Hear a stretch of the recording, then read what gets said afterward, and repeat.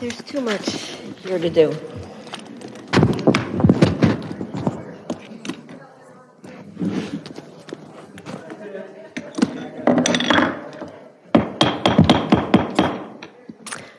Good evening. Recording in progress.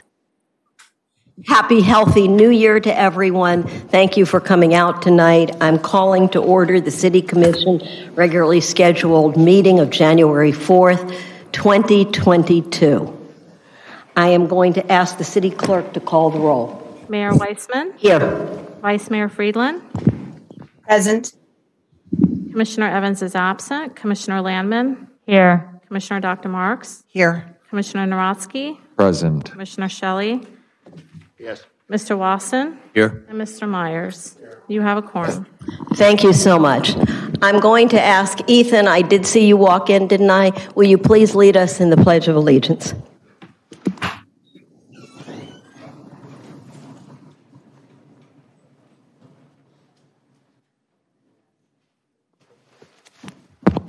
Testing. You guys hear me? I pledge allegiance to the flag of the United States of America and to the republic for which it stands, one nation, under God, indivisible, with liberty and justice for all. Thank you. It's the younger version.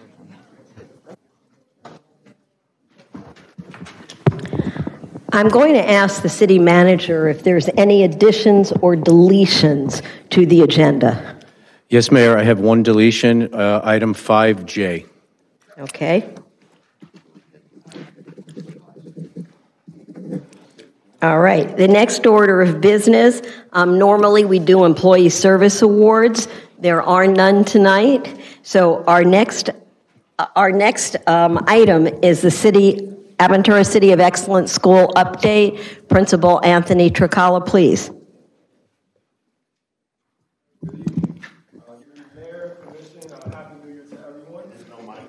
Sorry. There you go. Do you? Yep. Okay. All right. So as I was saying, Happy New Year to everyone. At ACES, we got back to school yesterday from winter break. We came back immediately. We had 80% of our students on campus, which is below what we expect. But after some communication today, we had over 90%. We know where most of those students who aren't on campus are, and then we're going to continue communicating to get everyone on campus. We are broadcasting Zoom for all classes readily available. We know that's necessary because the communication is just coming so fast. It's the easiest way to continue instruction, and then we can always follow up with parents to determine why students are on Zoom and make sure we understand the situations that they're facing. We're nearing the halfway point of our year. The quarter ends on the 20th for us.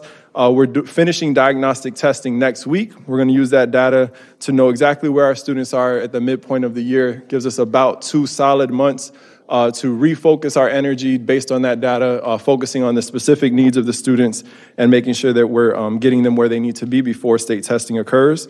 We have a clear professional development plan in place. We're continuing a focus on the science of reading, which really drills into the phonics and instructional strategies that most of us were used to, but kind of went away for about 10, 15 years. And they're really, it's shown that science of reading is what you're supposed to be doing. Do it very systematic, make sure students understand phonics first, and then move on from there. We're training all of our teachers in that. And then we have new state standards starting next year for all grade levels, math and language arts. So we are training our teachers to make sure the students are prepared for that new set of standards next year. We recently conducted a master schedule analysis. That included part of it, myself and our academic assistant principal going to Don Sofer as well to focus on where we can vertically align. Dr. McKee was an excellent host. We're both committed to having alignment between our schools to make sure that students leaving ACES are prepared if they attend Don Sofer, where the vast majority of them are attending. We also have Cambridge application in the process. That's a big part of our vertical alignment. We finished that application this month, and we'll be working with Charter Schools USA to implement Cambridge consistent with Don Sofer. We appreciate the unwavering support of the commission at all times, and I just want to say we should all be proud of our teachers. They are really providing a level of comfort and stability to our students right now, and it's really not easy for them. There's a lot, as you could imagine, in the community and the news, if you go on social media, about teacher stress, but our teachers are really doing well, and they're committed to making sure they can do all they can for our students. And I'm here to answer any questions you guys might have. Well, I have one quick question for you. You said that Monday it was 80% student attendance, and today it was 90%. What about teacher attendance? So we had, I skipped those numbers. We had 20 staff members out yesterday, 9 of those being classroom teachers that we needed a substitute for. Today we had 14 teachers out, 14 staff, 6 of those being classroom teachers. Those are all positive cases or close contacts from over the break. And so we'll keep working with them, communicating, isolating, but we've been able to cover every class with a highly qualified substitute. We have to collapse some operations in order to make that happen, but we're continuing instruction, and we haven't had to combine classes once this school year, and our goal is never to do that. So am I hearing that you have enough substitutes, or do you need more substitutes? We can always use more. Well, then I would just suggest that our city manager put something on our website. We probably have hundreds of retired teachers that live in the city that haven't let that certificate expire, that might be willing, like the swing players on Broadway, that might be willing to pitch in during this emergency if we got the message out to them. Awesome. Thank you. Okay. Commissioner Shelley. Yeah, how is it affecting the classrooms when you have this change in leadership of teachers, let's say? I know it's early in the week, but obviously this is going to be where, what are they out for 5 to 7 days? They test and then they come back? So our teachers are out for 5 days, and so that includes weekends. So it's usually, often 2 to 3 days of classroom instruction. What we do is, one, we have 3 full-time substitutes at school every day. They're with us every day. They know all of our systems. And they're assigned to grade bands, K2, 3, 5, 6, 8. Perfect world, they get to fit into those grade bands. Even if not, they already know our students and they're around often. Then we have about 5 that are temporary substitutes. They come, different days of the week. But again, they know our students. They're at our school all of the time. Our current situation, what we'll do is we have intervention programs. So a student might be behind in reading, for example, and they have an intervention teacher. We might not be able to do intervention. Today, for example, we didn't do interventions because we had the intervention teacher teaching a second grade class. So we'll cancel an intervention group so that we can do that. And then a lot of administrators, myself, I'm not assigned to a lunch duty. Today I did lunch duty to let those lunch duty attendants go cover classes. So in other words, if there are, I know we have a special needs program for those that are behind, and it's too soon to tell, but I'm assuming this is not going to go away in the next few months. So are you prepared for that kind of needs going forward? We think that we saw a bigger increase. We will see a bigger increase this week than we will in 3 weeks. Yeah. So our goal is to not have to cancel interventions once diagnostic testing is done, and now we're drilling into new standards that we know. Right now, honestly, these 2 weeks, these students have been working on these goals since the beginning of the year, when they had their first diagnostic test. So it's not as big of an interruption as it would be if it were to continue, but it won't continue. I guess this was never in your playbook when you went to school, is it? They skipped this class, that's for sure. Thank you for all your work. Thank you. No. Dr. Tricala, is there anything the city, the commission can do to help you in your efforts? I would encourage everyone to thank a teacher as much as they can. Okay. Please, can we write a letter of thanks from the commission to all of our teachers, present or absent, for their continuing work on the behalf of our students? Thank you. Okay, got it. All right, next we have the report on Sofer High School. Principal Dr. McKee.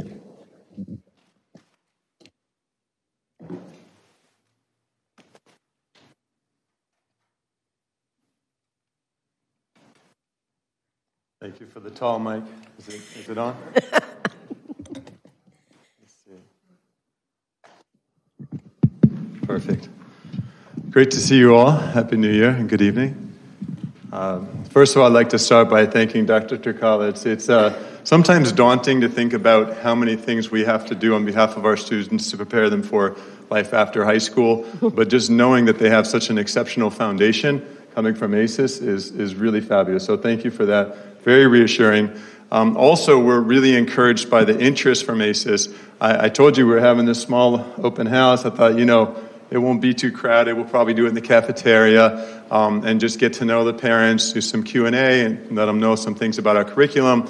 And then I kept getting calls about it, and from more people saying, do we have to set a reservation? So I said, we better put this in the gym. We ended up having standing room only in the gym, close to 300 people present the week before. So we, in spite of the COVID issues, and it was a phenomenal group, really interested, really engaged, and seemingly very well prepared. So thank you for your promotion and other people who contributed to that. We're excited. We got some really wonderful news from the PSAT I'd like to share with you. As you know, we have many students who've earned the ACE diploma. We've talked about that. That's one dimension that is impressive, but as far as impressing colleges, the SAT, ACT, PSAT scores are so important. The one area in which I was most concerned, because generally students for whom English is not the dominant language, sometimes it's hard to do well on what they used to call the verbal section. They now call it the evidence-based reading and writing, or EBRW portion of the SAT. It's a big challenge for the students. So we checked there first. We got the PSATs. We had 121 students test from the junior class, so basically the students intending to go to competitive colleges. Out of that 121, we should have had between 1 and 2, 1.21. In the 99th percentile, we actually had 16 students in the 99th percentile. So we're really proud of all of them. 4 of them are on your youth advisory. All 4 of the juniors on youth advisory, Taryn and Megan Shine, Jade Stein, and Constance Pimentel, they all scored 99th percentile. So very impressive. I'm not sure what exactly happens in those meetings, but it's helping them with their scores. So we want to make sure Ethan and Michael stay with it. You guys are going to knock out that 99th percentile as well soon. So we're really excited about that. Other than that, I'll talk quickly about COVID, and then I want you to meet one of our truly exceptional students. Regarding COVID, we are up to 27 active cases right now, including staff and students, and that's only for students and staff combined, 27, right? So out of including staff, we have about 680 people on campus. So there are only 4 new cases, and most of those cases involved exposure during the holidays. So that was the big issue. We were increasing so dramatically prior to the holidays. I feel like this might be on the downswing. I mean, we're going to find out soon enough, but it seems like we are either at the peak or have recently hit the peak and starting to come down, thankfully, because it was a little bit scary how dramatic. We went 2 cases in 2 months, and then all of a sudden, I know you guys had a similar experience. All of a sudden, we had 4 cases in one day, and then by the end of the week, we had 14 cases, and it just, seemed to be spiraling. But again, we're confident that things are going to get better and better. We had 89% attendance today, which was excellent. Almost every student who was out, it was because of COVID, and it was based on information they provided. There may have been others out for COVID-related issues that didn't communicate that to us. So generally speaking, attendance has been strong for the first week after break. We're thankful for that. Okay, other than that, I want you to meet a very exceptional young lady. There's so many different dimensions. You hear about the sports and the test scores, and this young lady is an actor and did a phenomenal job this year, stepping up, and she just competed in districts. It was the first time we've sent a troop to compete in districts, so she's going to share a little bit about that. And what I do know she takes 7 college classes. All 7 of her classes are college classes. She did earn her ACE diploma, so she has a 100% Bright Future Scholarship waiting for her at the college where she chooses to go. I don't want to interrupt you, but we have people in the audience. Could you explain what the Bright Future Scholarship is? Yes, a Bright Future Scholarship is something that was initially funded entirely through the lottery proceeds, right? Lottery profits. And basically, students who earn the top level get a 100% scholarship to any public university in Florida for 4 years. They also get spending money, so it's a huge honor. And students who earn a diploma is called an Advanced International Certificate of Education, one of the most prominent diplomas you can earn in the world. It's through the University of Cambridge in England, and it's mastery-based. those students get automatic Bright Futures because obviously our state wants to keep them in state. So they get the Bright Future Scholarship with the spending money and additional honors such as preferred enrollment. And when they apply for scholarships, it's also a huge leg up. So what's remarkable, it is remarkable when students get that by the time they complete their 4th year of high school, which is the norm for students who get that. Some of our extremely bright students, the one to my right included, earned that honor after only 2 years of high school. And she actually exceeded it, so good job.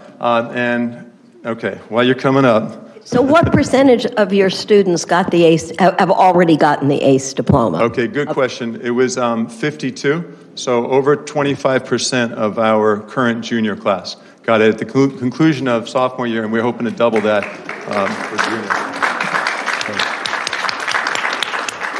And I will say also, the evidence-based reading and writing score, so much of what they do in the ACE diploma is that. They don't just regurgitate information. It's not a multiple choice exam. They write out essays. They have to create a point of view based on the assimilation of information and then defend that point of view. And that's done in science and social science and English with current events and all of their courses. So it's really an exciting opportunity. It's just wonderful to see how brilliant these students are. You're actually doing it in drama. So we're one of the first schools in the state to offer college-level drama class where they do the same thing. So that's great. I don't want to take all the time here. So this is Leanne Safdie, and she's going to come up and speak to you. I learned from Leanne, not only, I don't know how she has time for all this, but not only is she an exceptional thespian, she's also the president of Amnesty International, the president also of the Children's Trust Youth Advisory Committee, and she's the chairman of the Jewish Federation Youth Advisory Committee. And here she is. Thank you so much for being with us. Yeah. And you can say hi to your dad in the back. He's filming now. We're honored to have you here as well. You can come up here and film your daughter. No, okay.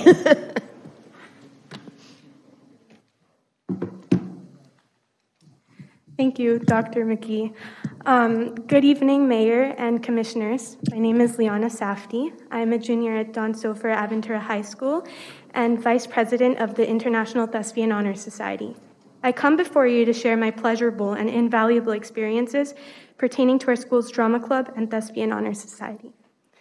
I was born with practically a microphone in my hand, and as long as I can remember, I've been singing, dancing, and acting in front of anyone who would watch. In fact, when I was 10, 2 friends and I performed on stage during the city's Founders Day celebration, and we won. I performed in community theater since I was 5 years old, but unfortunately, when I was older, I became disillusioned due to favoritism, nepotism, and unjust criticism during casting. I actually stopped performing altogether. It was not until my sophomore year of school that, at the urging of a friend, I auditioned and was awarded a role in the play She Kills Monsters. And with that, my love for performing was rekindled.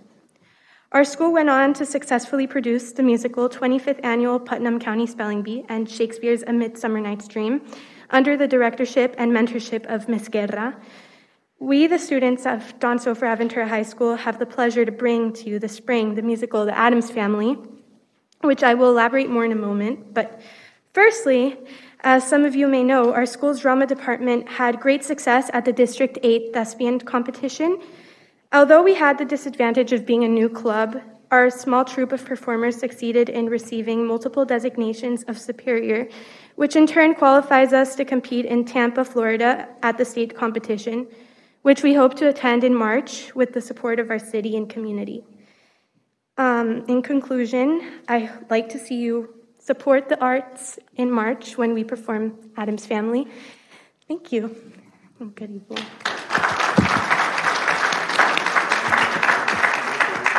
We thank you, we applaud your achievements, and we will be supportive.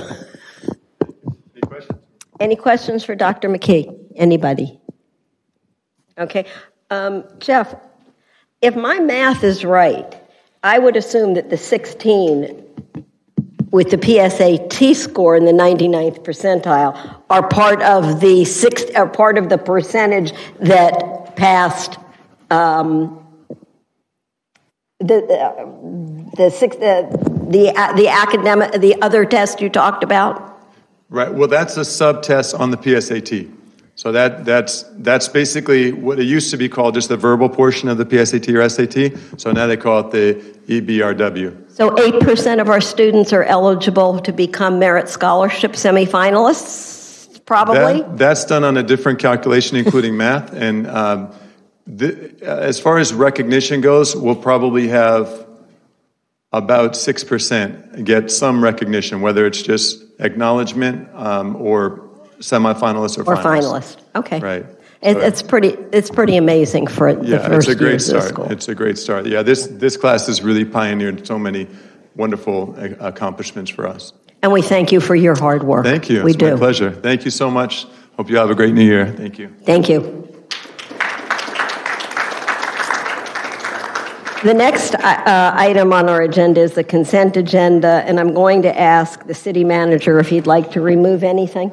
Yes, Mayor, I'd like to remove F and K. Pull it.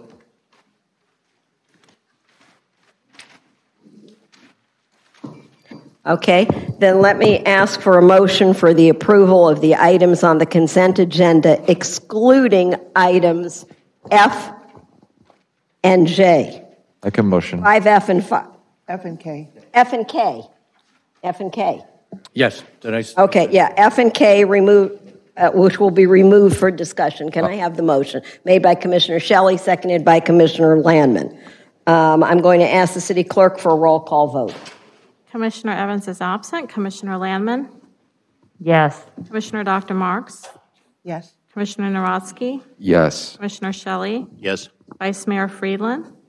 Yes. Mayor Weissman? Yes. Motion passes. Okay, once again, I'm going to implore my fellow commissioners, we all have the right to remove any item, but I've asked before, please 24 hours notice. It's hard to run effective meetings when your agenda changes 10 minutes before a meeting's supposed to start. So please, in the future, I'd appreciate a little bit of notice on this.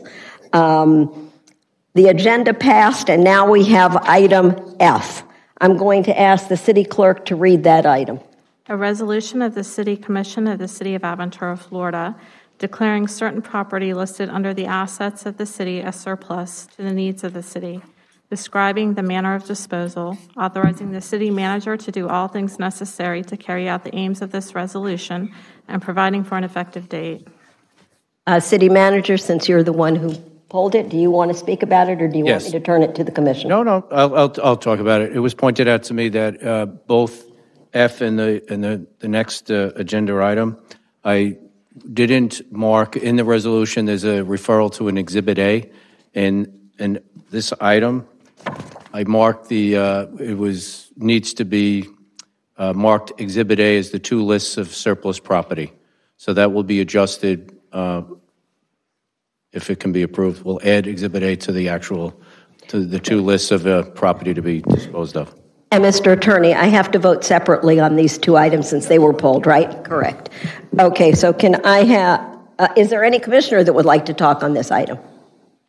Commissioner Dr. Linda Marks. I just want to mention, because I am the individual who pulled these, and Ron and I did try to get together yesterday to talk about this, but there was an issue with being able to accomplish that, so we did not speak until today.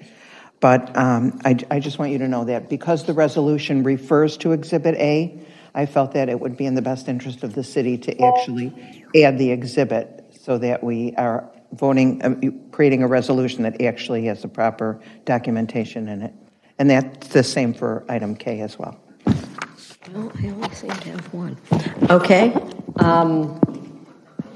Anyone else?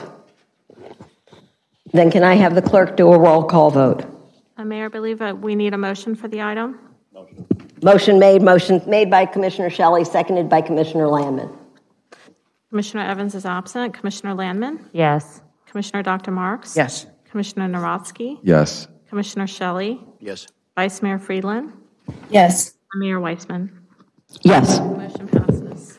Thank you. The next item is item K. I'm going to ask the city clerk to read the item. A resolution of the City Commission of the City of Aventura, Florida, approving the opioid settlement interlocal agreement with Miami-Dade County, governing the use of opioid settlement funds allocated to the Miami-Dade County Regional Fund, providing for authorization, providing for implementation, providing for transmittal, and providing for an effective date. Can I have a motion for approval? Made by Commissioner Shelley, seconded by Commissioner Narodsky. City Manager or Commission, anyone like to talk about it? Mayor, it's similar to that. I need to include an Exhibit A, which I've left on everyone's desk. This is the actual interlocal agreement that the city needs to enter into with Miami-Dade County. The commission directed the staff to pursue opioid funds from litigation through with pharmaceutical companies. And in order for us to share those funds, we need to enter into this agreement, and that is what is in front of you now. Okay, the motion's been made and seconded, so now I can ask the city clerk, is there anyone else that wants to talk about it? Then I can ask the city clerk for a roll call vote. Commissioner Evans is absent. Commissioner Landman? Yes. Commissioner Dr. Marks? Yes. Commissioner Narodsky? Yes. Commissioner Shelley? Yes. Vice Mayor Friedland? Yes. Mayor Weissman? Yes. The motion passes. Okay. City clerk, could you please talk to me about F?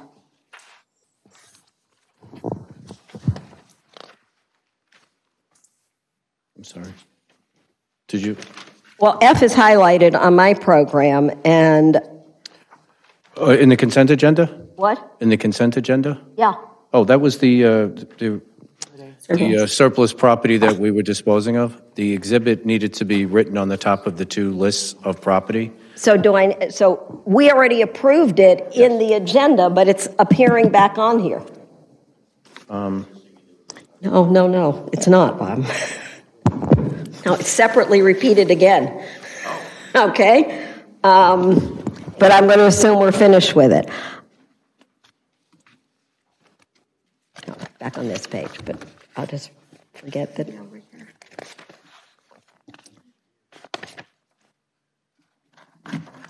All right. We should be back on schedule. And I really would appreciate your cooperation with this. It makes it very, very, very difficult. I think we got this agenda longer than we've had almost every agenda since I've been mayor, so we certainly had time to review it. The next item on the agenda is zoning hearings, our quasi-judicial public hearings. I'm going to request the city attorney to provide the procedures for the quasi-judicial hearing for items 6A and 6B. Thank you, Mayor. Please be advised that the following items, 6A and 6B on the commission agenda, are quasi-judicial in nature. If you wish to object or comment upon the item, please inform the mayor when she requests public comments. An opportunity for persons to speak on the item will be made available after the applicant and staff have made their presentations on the items.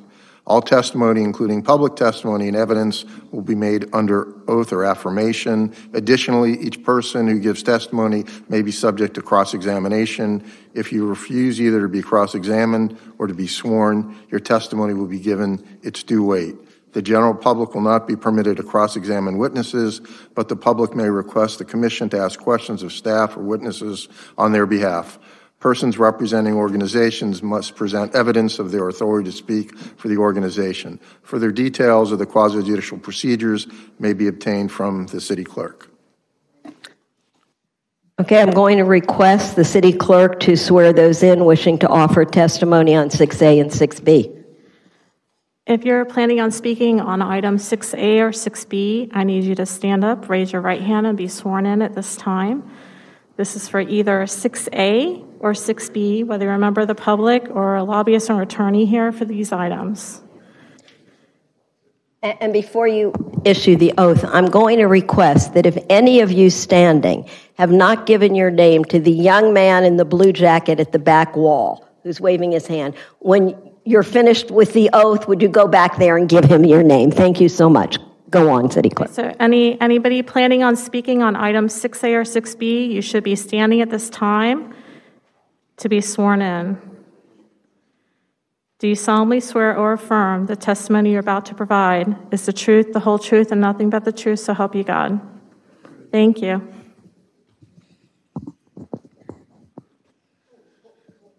Okay, I'm going to I'm going to request that the city clerk read the resolution for item 6A. A resolution of the City Commission of the City of Aventura, Florida, granting conditional use approval pursuant to Section 31-145E of the City Code of Ordinances.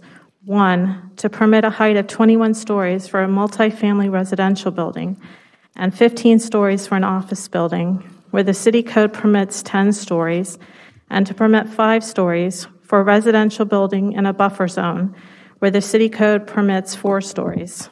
2, for proposed live-work units, where the City Code otherwise allows units to be either commercial or residential, but not both.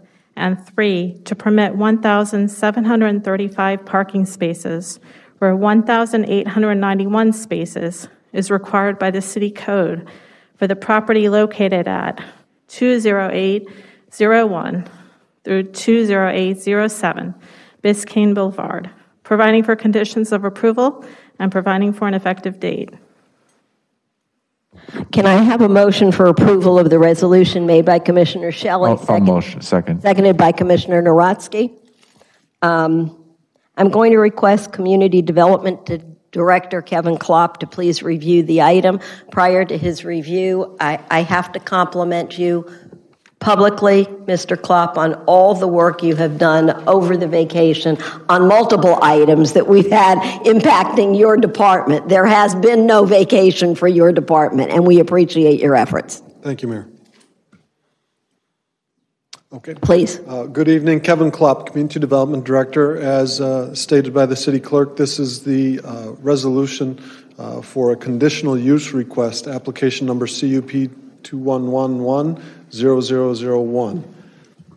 The location of the proposed project is shown here in this aerial photograph, and I'm going to see if you can follow my cursor on the screen. It is this block here between 207th and 209th, this being Biscayne Boulevard, running north and south in this picture. City Commission, you have already seen this project several times in 2021. In June, there was a workshop presentation. In July, we brought to you the creation of a new zoning district specifically that came out of this suggested project.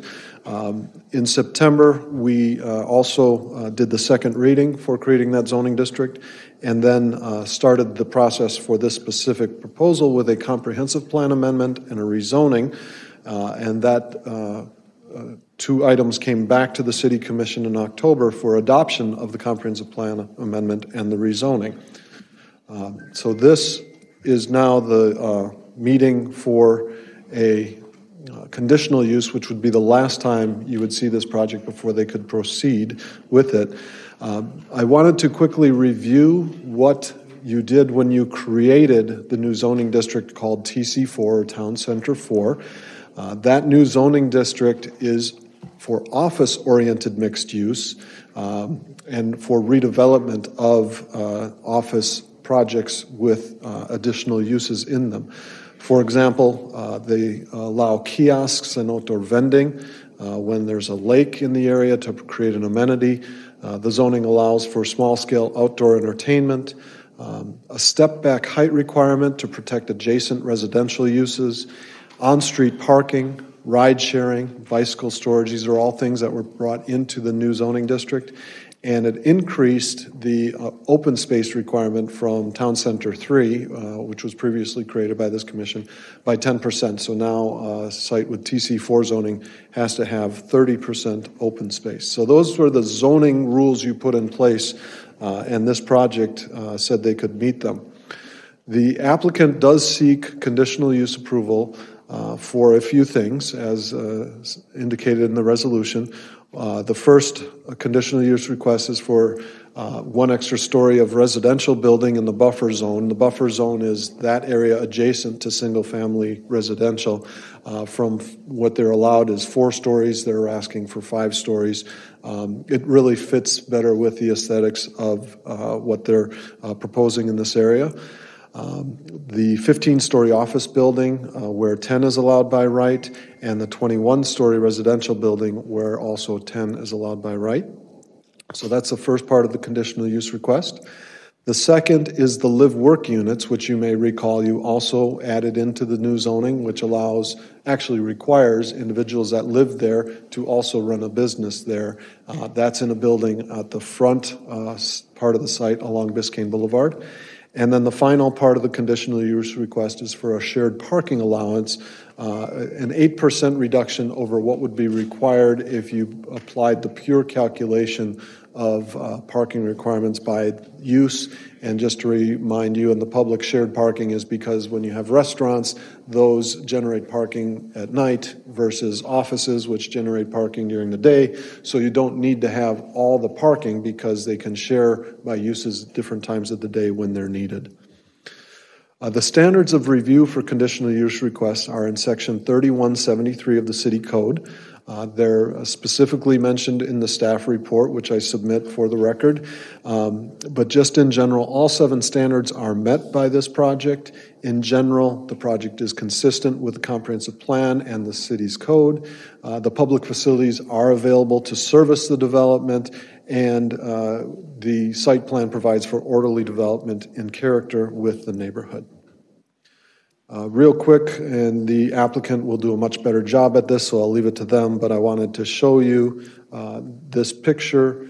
Oops, I want to go back and see if I can use a mouse to show you where these various conditional use requests are. First of all, this is kind of in the center of the site is the 21-story residential building. Here towards the front is the 15-story office building.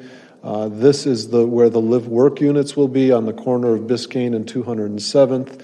And back here is that buffer area where they would be across the street from single-family residential, going up 5 stories here, where 4 would be allowed by the code across from the residential areas.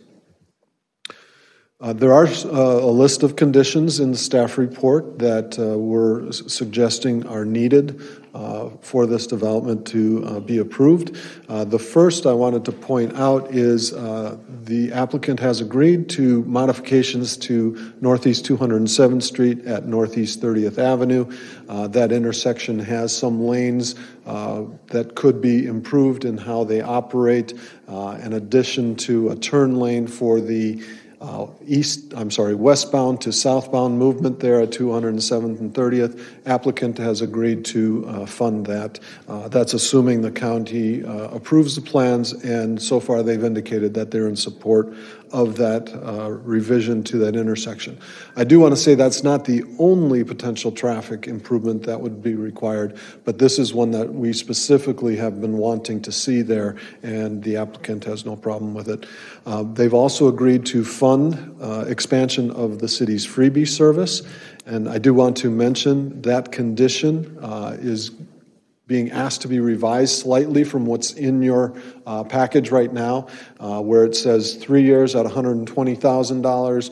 We're asking formally for you to revise that condition tonight to 5 years at $72,000. It's the same financial contribution, just gets spread out over 2 years, and that was agreed to by the city manager and the applicant. So that is item 4, condition 4 would be so revised. The next step, if you approve the conditional use here tonight, would be a full traffic analysis to determine what other mitigation requirements would be imposed, and then they can move on to administrative site plan approval and permitting.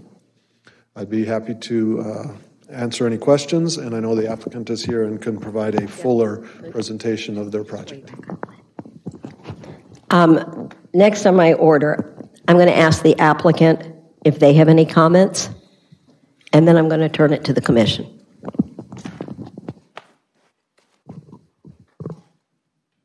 Thank you, Kevin, and I have to disagree. I think you did a much better job at this than I'm going to do. If you don't mind, Madam Mayor, I would like to make a brief presentation.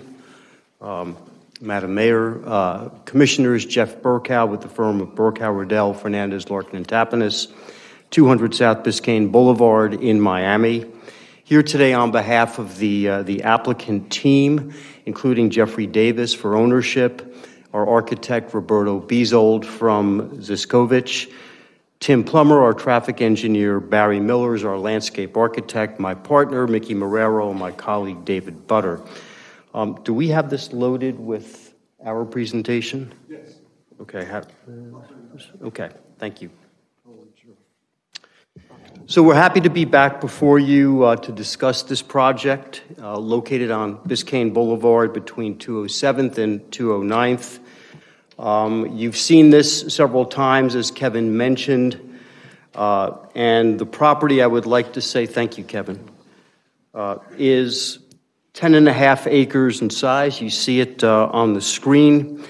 Recognizing the need for redevelopment of this property and the terrific opportunity for mixed-use development given the Park Square project to the south, you created the TC4 zoning district and then rezoned the property and changed the comp plan for this newly adopted district. Like its neighbor Park Square to the south in the TC3 district, this zoning district contemplates several conditional uses that would be needed in order for the commission to review and approve the project being proposed. Tonight's conditional use approval is a little bit different than most because you've actually already seen this project on multiple occasions, and for the most part, it hasn't changed. We're showing you some of the graphics that you've seen at previous hearings on this, on the legislation, on the rezoning, at the workshop. Unfortunately, Bernard Ziskovich, who probably did this a lot more artfully than I'm going to do it, is unable to join us this evening. The project is consistent with the letter and the intent of the TC4 district by providing a true mixed-use district with an emphasis on office uses. In addition to the office component, the project includes about 40,000 square feet of retail use, 5 townhome units, 24 live-work units, and 208 multifamily residential units, as well as outdoor kiosks and activation of the exterior of the premises. The project engineer, traffic engineer Tim Plummer, is here to address any traffic issues that you may have. He can discuss the findings and recommendations from his traffic study. But as indicated by the graphics in your agenda packet, this project is going to result in less daily and PM peak hour trips than if the project had been fully developed under the OP zoning district for office uses, which was permitted and encouraged as of right. The specific requests, as Kevin had mentioned, are essentially four conditional uses that are required for this project.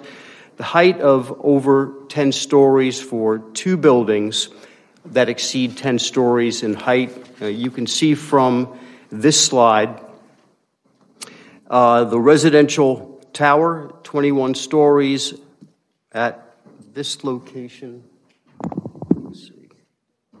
Right here in the center of the site, the office tower at 15. Also, this is on Biscayne Boulevard. I would like to point out with regard to the request for additional height, we pushed the residential tower, as well as, for that matter, the office tower, to the center of the site. We did this in order to produce a project that we believe is contextual and compatible with the area.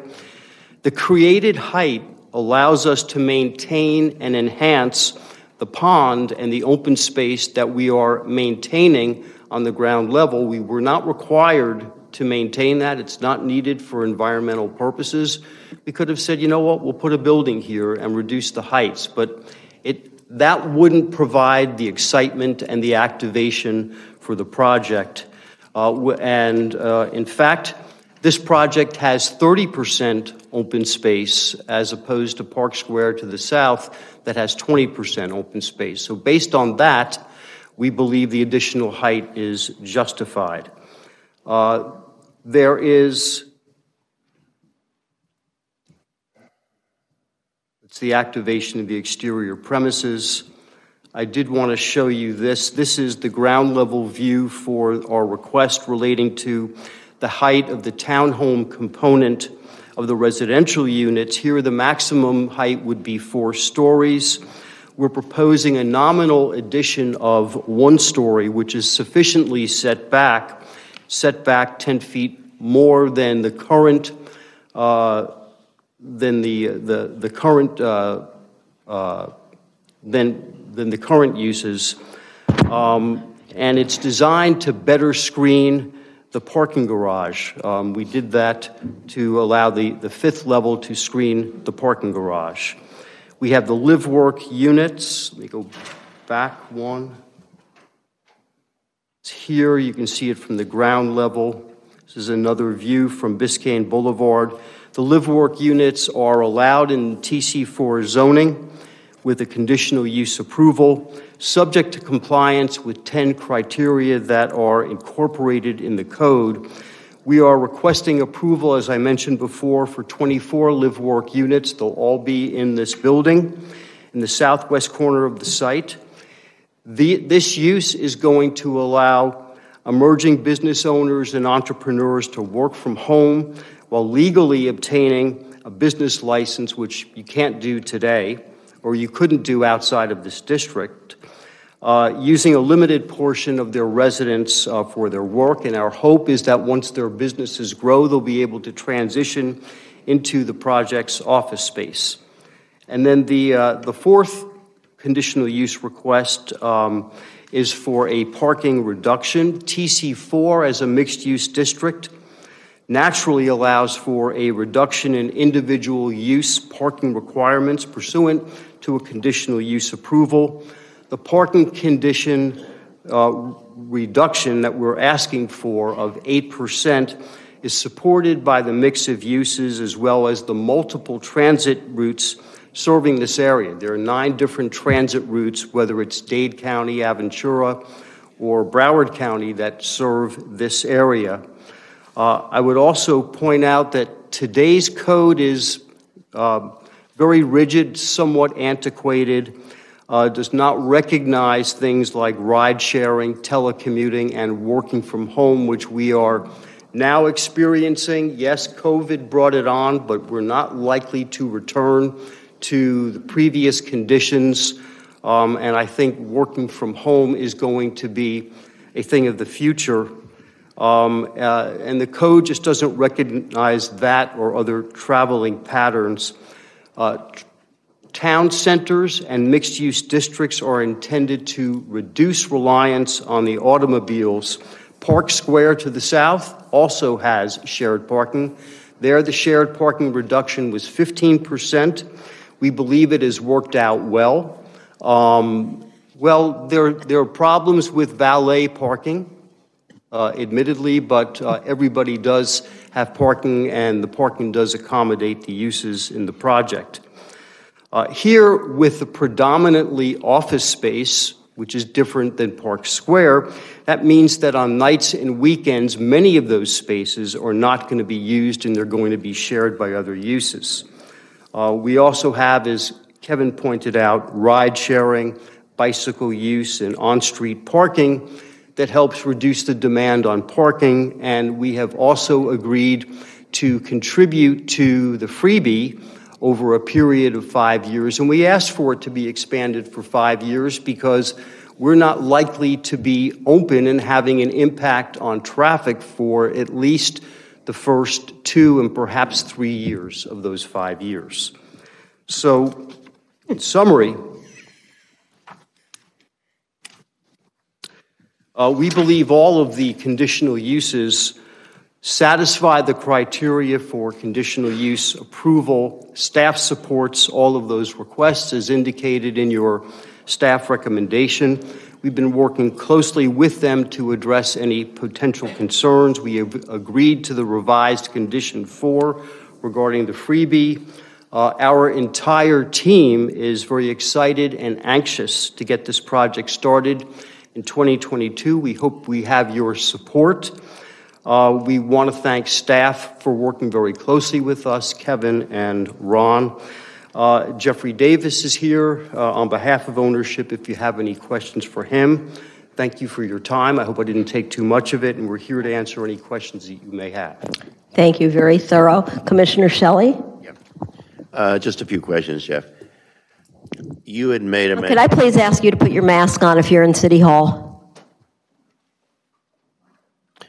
You had made mention that for the most part, this is the same that we've seen in the past, because we've seen this project a few times. Yes, correct. Are there any changes tonight to what we've seen previously? Because I want to make sure we're looking at the same thing tonight that we did before. No, there are not. The other thing is the traffic engineer here? Yes, he is. Could I ask him a couple of questions? Yeah, of course. Thank you.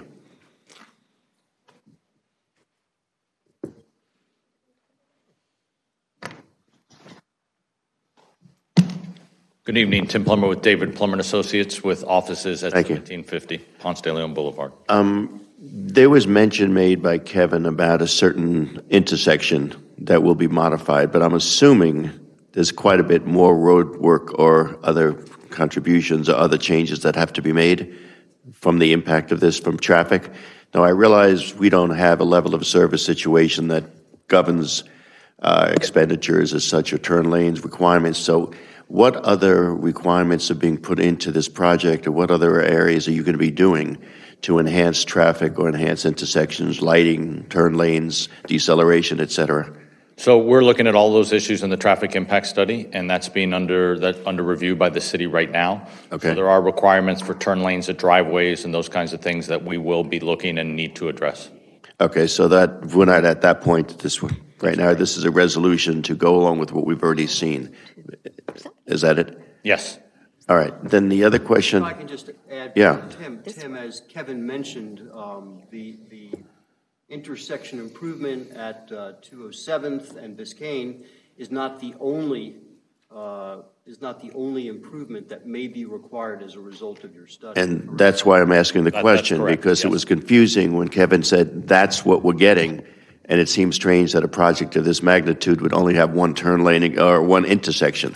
Right. So again, we're in the process. This traffic study is studying 11 intersections in the city. Okay. I've been doing work in Aventura for a long time. I would assume so. That's why I'm asking the question, because it seemed the most we've ever done for a project. Okay. No, the study is extremely thorough. Exactly, and that's what I was wanting to hear, because it seems strange that there was only one intersection we're referring here tonight. So I think this was an improvement that's come up with other projects in front of you. And it hasn't been funded, hasn't been committed to, and this project is committing to do that for those improvements on 30th Avenue. Okay, thank you. You're very welcome. The other question for you, Jeff, is just one other. Don't leave. It's a technical point, but I know you're contributing to the freebie program over a 5-year period. Yes, sir. I would like to, if we could, modify that language that if for any reason freebie is no longer in service in the city, that would be a financial commitment to the city for traffic, transportation, et cetera. Yeah, I believe that the language that I proposed was we would make a contribution toward the expansion of the city's freebie circulator service or similar city-sponsored transportation service. Okay, fine. In the amount of $72,000 per year. Thank you. In case you terminate that and there's some other similar service. Thank you. Okay. I have a quick question for the traffic engineer. I believe Mr. Burkhouse said that he went to 5 years from 3 years because he didn't anticipate any impact on traffic. So in your opinion, construction has no impact to traffic? So that's a good and fair question. Yes, of course, construction does affect traffic, right? We're seeing it for projects in the city right now. Yes, we are. But what our work does, so as the process progresses, and we're also doing the site civil engineering work, we have what we call maintenance of traffic plans that we're going to have to get permitted through the city, through FDOT, through the county, to make sure during the construction period we're doing it as efficiently as possible, given there's safety considerations for construction. So that's a process that will also be coming through permitting. Okay, and we anticipate minimal interruption. That obviously is the goal, yes. Okay. Yes, Commissioner Shelley? For Jeff, one last thing. Would you clarify, because I think it's a great concept, but I know there's been a lot of negativity regarding workforce housing, and yet you have live-work housing. Could you distinguish the difference between the two? Because I think there's a big difference, but I understand some people have said to me that what is the similarity, if any, because there's a lot of negativity to the workforce housing. Right. They're completely different concepts. Correct. Live-work housing is the concept of having a workspace within your residence. It has to be less than 50% according to your rules. And you're able to get a business license for that use, and otherwise live in the residence. There are no limits on income or affordability for any resident of these units. Workforce housing is something completely different. In workforce housing, you don't have a business, number one, but workforce housing is limited to households that have an income of and it varies on the low end, but typically 65% on the low end to 140% of average median income. And they are only allowed to expend 30% of their monthly income towards housing needs. It's typically intended for nurses, teachers, firemen, policemen, etc. It's different than affordable housing, which is on a lower scale and subsidized. Workforce housing is not subsidized. Affordable, which can range anywhere from 20% to 80%. Average median is typically subsidized. And that's why I want you to explain, because what this is really doing is nothing more than giving the zoning ability to have work within your confines of the home. That's correct. But your selling price is going to still be comparable to what it would have been normally versus the affordable housing. That is correct. Okay, thank you so much. I wanted that clarified. Dr. Marks? I just want to clarify. I heard 207 and Biscayne, and I heard 207 and 30th. I am assuming or hoping that the priority is 207 and 30th? Yes, I misspoke. I apologize. Okay, so 207, because even with construction, if we don't get that left turn lane in going west with construction, what we've experienced in the past is 207 backs up very far. Correct. So it's something that really needs to kind of be addressed simultaneously with the construction, should this be approved tonight. Can Mr. Davis, I don't know where he went to. Is Mr. Come on. Did you come out?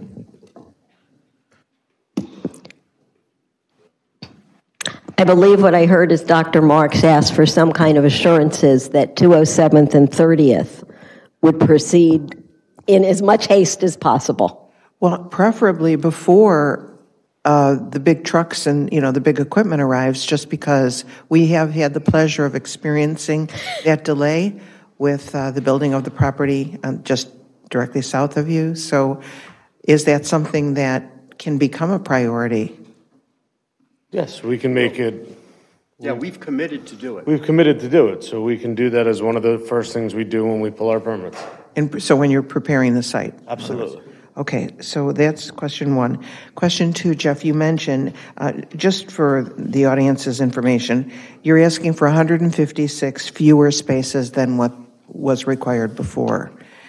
And you mentioned that people, because there are offices and such, people might be able to use those spaces, I'm assuming the office spaces, during the evening when they're going to dine out or whatever. Is that what you meant by that? Correct.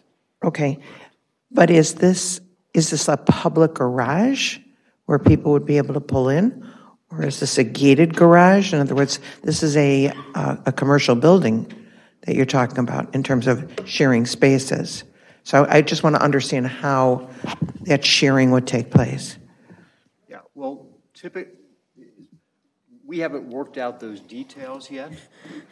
It will be public for retail and for people visiting the office. For the residential, I assume portions of the residential area will be secured and there will be assigned spaces. There will likely be some spaces in the building for residential that are also available for ground floor retail within the project. But we haven't worked that out yet. There's multiple entrances to the garages. You can access multiple different buildings at multiple different points. There'll be valets as well. We've thought about it, and there'll be multiple different access points so that there'll be overlap in the buildings so that when the office tenants leave for the evening, those spots can be used by the valet, and then there'll be also public parking as well. So might it be used by someone going to a restaurant or something? So the valets can use the office spaces. It's all housed, if you look at the site right now, that main parking area has two different access points, so there'll be overlap in that garage for use. Okay. And then my other question is, I am assuming since this is like the 25,000th reading of this and discussion of it, has Aventura Lakes been notified that they will have a 21-story building that we're currently, it's much shorter. So have we just notified those residents that there will be a portion of Aventura? Well, actually, all of them will actually see that. So just have we done our due diligence and notified the community? They have received notice of the legislative change, of the zoning, the comp plan amendment, and of this conditional use approval. And yes, the 21-story building is part of the conditional use request, and they've received notice of that. It is not immediately adjacent to Aventura Lakes. It is... there's a 50-foot setback, correct? No, it's much more. It's much higher than that. In this location... 192. Okay. So... this location is 5 stories, and then I think what is it, 150? 192 feet. 192 feet back. Is that from the right of way? From the property line. Excuse me? From the property line. From the property line, 192 feet back. Where's the cursor? 2 foot. 192 feet from the property line to the 21-story building. I spoke with Kevin this afternoon. He had said 50 feet, but maybe there was a miscommunication. So nevertheless, in the middle of the property will be the 21-story residential property, whereas right now, what is the tallest building that is over in that area? The Ocean Bank building is 200 feet? Yes. And no, the height. But you have to go feet-wise because not just okay, stories. But you've done your due diligence and notified Aventura Lakes. Okay, thank you very much. Okay, I want to say, as I said before, and Commissioner Dr. Marks is absolutely right. We have heard from this project more than almost any other project. I absolutely love the idea of live, work, play. I don't know whether it was genius or just the fate of the gods because of this pandemic. So many people have had to revert to their home to work. And in an all-condo community, most of our buildings have restrictions on being able to work in residential units. So being the first to take a risk and bringing this to the city, I'm totally supportive. And I do think that long-term, and I hope it is not a 5-year time frame. Did we have any conversations, and maybe Kevin, it's you, about how long this construction will take as we did with Park Square? We talk phases. The live work units will be one of the first buildings that goes up, as well as the office building, and the last building will be the residential. I am so strongly in favor of it. I think in the long run, this is what we're going to come to, and this is how traffic is going to be mitigated, not erased and not eradicated. But as long as you legally, you're not breaking the law and you can work. There's so many businesses and so many young people that have been forced to work from home that I think it's just a brilliant solution. Any? I just had a comment, if I could. Commissioner Narodsky. Just for the public that's here, we have seen this several times, and we are, of course, getting increased height in these buildings, and it is an impact to the city, as you can see. But just wanted to explain my overall cost-benefit analysis, and here the benefits far exceed the cost in the sense that this is modern, this is the way of the future. It's going to be in the same way that Park Square is a very nice development just to the south, and it fits the future of the city. Granted, you know, it is further urbanization and it is an increase in height, as I mentioned, but we are trying to offset by the freebie program, which was mentioned, and really adapt to more walking and to more getting out of cars, and as the mayor stated, live, work, and play. So there's definitely a cost. We see that it was presented very clearly, but overall, in my assessment, this is the right move moving forward and keeping the city headed into the future on a nice path. So that's my rationale. Wanted to put that out there for those who are in attendance and not seeing this for the third or fourth time. Any other commissioners? Okay. With that, I'm going to open the item for public comment. This is about a property on 207th and 208th Street in Biscayne Boulevard. If there's anyone from the public that would like to address the commission, I need you to come up to the microphone now. Seeing as there is no one, I'm going to close the item for public comment, and I'm going to ask the clerk for a roll call vote. Commissioner Evans is absent. Commissioner Landman? Yes. Commissioner Dr. Marks? Yes. Commissioner Narodsky? Yes. Commissioner Shelley? Yes. Vice Mayor Friedland? Yes. Mayor Weissman? Yes. The motion passes. Thank you. Thank you very much. I'm going to request that the city clerk read the resolution for item 6B. A resolution of the City Commission of the City of Aventura, Florida, granting conditional use approval pursuant to Section 31-143F 2A-D of the City Code of Ordinances to permit, 1, a floor area ratio of 2.85, where the City Code permits 2.0, and 2, lot coverage of 53%, where the City Code permits a maximum lot coverage of 40%, for an assisted living facility to be constructed pursuant to the city's Green Building Program, located at the southeast corner of Yacht Club Way and East Country Club Drive, providing for conditions of approval and providing for an effective date. Thank you. Can I have a motion for approval of this resolution? Made by Commissioner Shelley, seconded by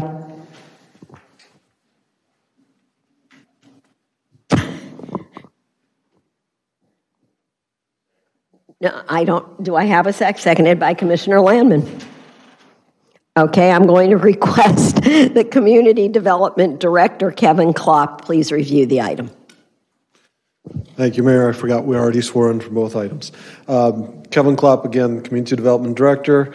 As read, this is a proposed assisted living facility, also asking for conditional use, similar to the previous project. This is CUP 2110-0001, item 6B. The location of the property, and I'm going to go a little slower here because I know we do have some audience members. Let me see if I can, there we go, is here. You see the Lehman Causeway running east-west here. This is Country Club Drive running north-south. And then this is Yacht Club Way going through here through the trees. So the property is this vacant land here along the access road adjacent to the Lehman Causeway. The background on this is there was a workshop presentation of the proposed project in September of 2021. That is the one and only time the City Commission has heard about this. And the reason for that is the proposed use is allowed by right. There was no rezoning necessary. There was no comprehensive plan amendment necessary. They can build a project like this by right. They could just come and pull permits. However, they do ask for a few considerations with this project. That's why it's a conditional use approval in front of you. In exchange for constructing a LEED certified, which means environmentally proper with the best that we have available these days to make a building less using of energy, they can ask for a few things, including a floor area ratio increase over what code allows of 2, and a lot coverage increase over what code allows of 40%. So that is what's in front of you this evening. The standards of review for a conditional use, just like the previous project, sections 3173 of City Code, all 7 standards are met by this project, and I submit the staff report, which lists them specifically. In general, it is consistent with the comprehensive plan and the city's code. Public facilities are available to service the development, and I have an asterisk here, including roadway capacity, which is one of the standards that a project to get conditional use must meet, assuming the conditions of approval are imposed upon the project. And I'm going to go into that a little bit more in depth in the next slide. And the project provides orderly development in character with the neighborhood. Now, capacity, traffic capacity. It's something that has been a subject of concern. You all have received many of the emails, as have I, phone calls as well, with concern, fears about traffic on Yacht Club Way.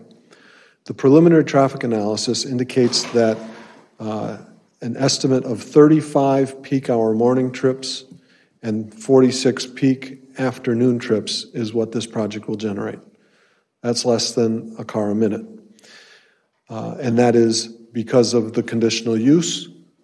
Without the conditional use, however, remember I said they could come and build this project without coming to the commission if they just made it a little smaller. If they did that, they would still be generating 27 peak hour morning trips and 34 peak hour afternoon trips. So really the traffic that is generated by this project is not creating any substantial burden on Yacht Club Way.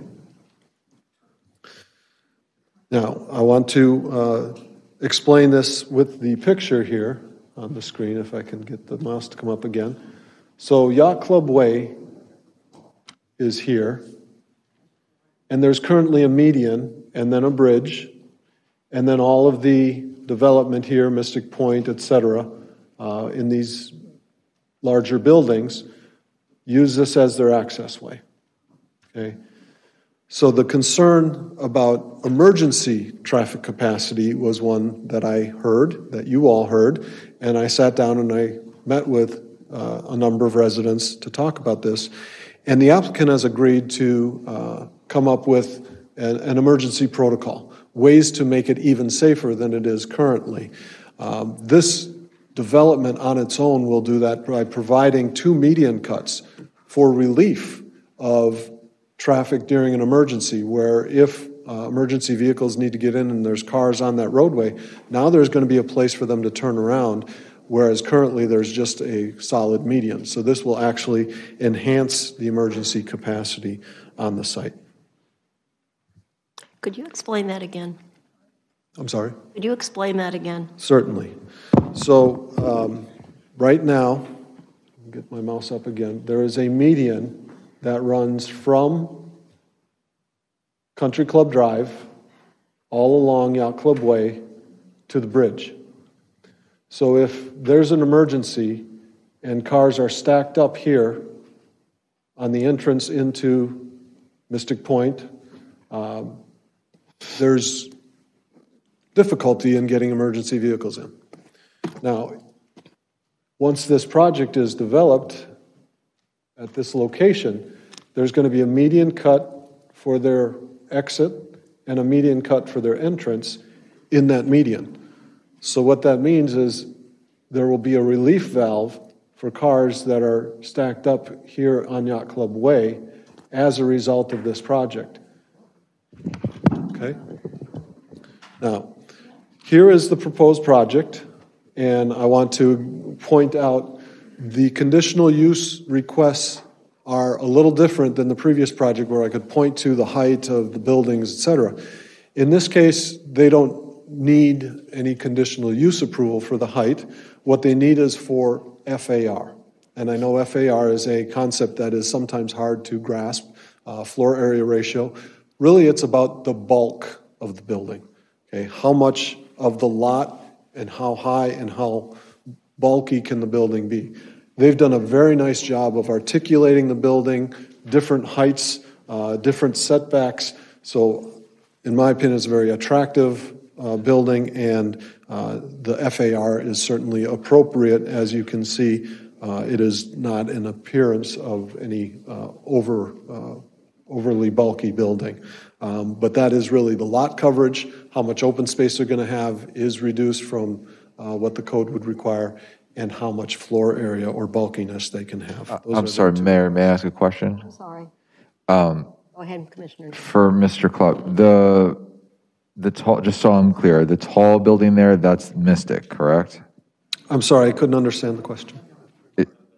So everything that's highlighted in this current photograph, is that all part of the proposed project? Or go to your right, that building, right, the tall building? No. Yeah, this is their project here. Okay, I just wanted to be clear on that. That the tall building. I think he's asking what the tall building is. Is the tall building in Mystic Point? The tall building is yacht. Oh, it's got it. Okay, thank you. Just clarifying. Thank you. And by right, how many stories could they have gone up? I believe they could go by right 30 stories. 30 stories, and they're only... I need to qualify that, however, because there is a shadow requirement. So the shadow requirement would prevent them from going as high as 30 stories without a variance from you all.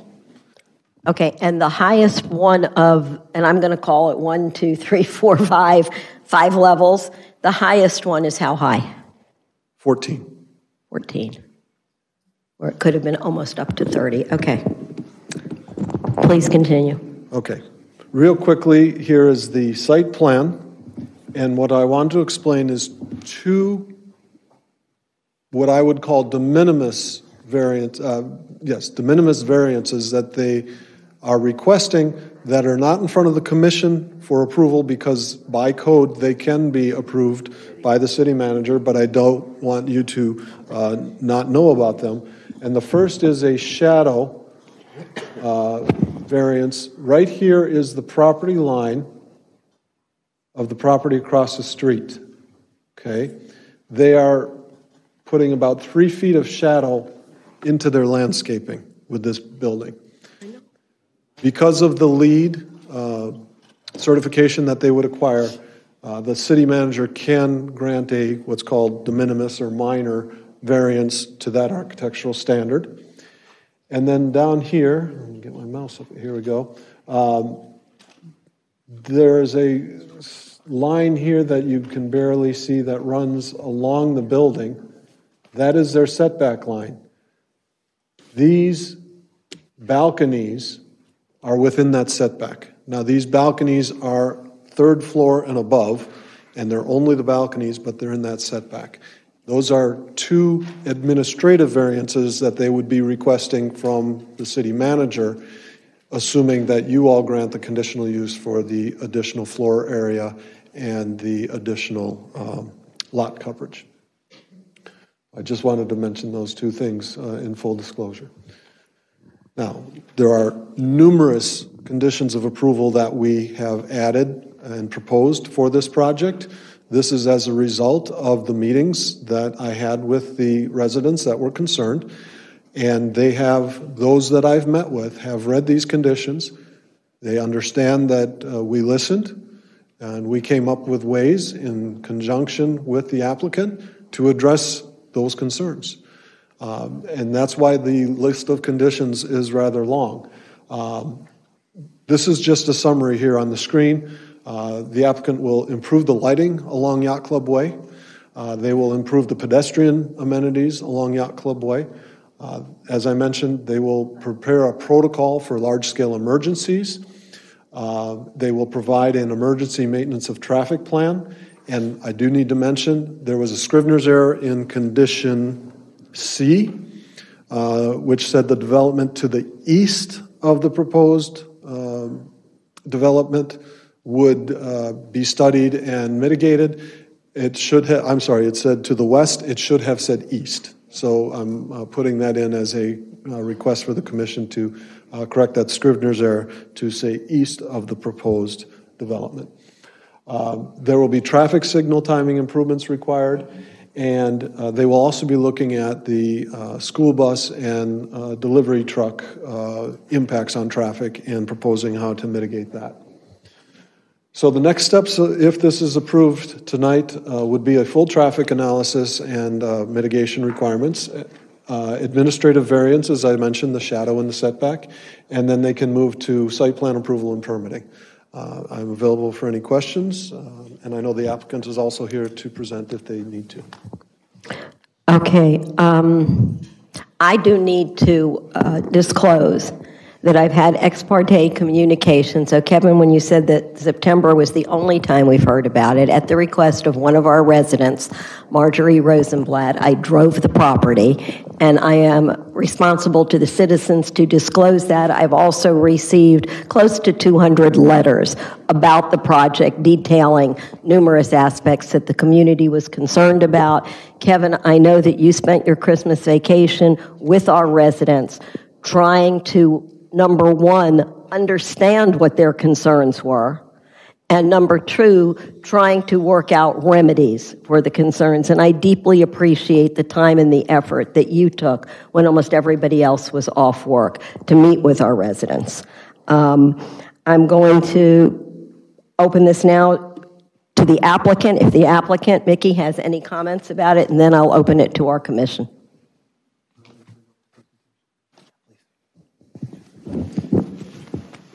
Breathe a little bit. Good evening, Madam Mayor, members of the Commission. Mickey Marrero from the law firm of Burkow, Riddell, Fernandez, Larkin, and Tapinas. With me today are a number of folks from Belmont. We have Robert Mann, Mike Binnick, and David Letterman. From Turnberry, David Holtzman. And our consultants with me, Tim Plummer with Traffic, and Ram Krishnan with Corwell Architects.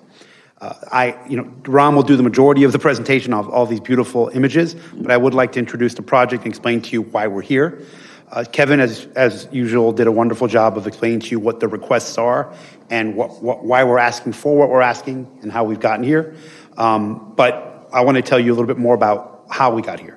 And that, as you all probably know, Turnberry's owned this property for many, many years. In fact, some of the history goes back to about 20 plus years ago. There was a shopping center proposed here. This property was zoned commercial by Miami-Dade County. When the city incorporated, it felt that a residential, which of course includes ALF, a residential zoning was more appropriate in this location.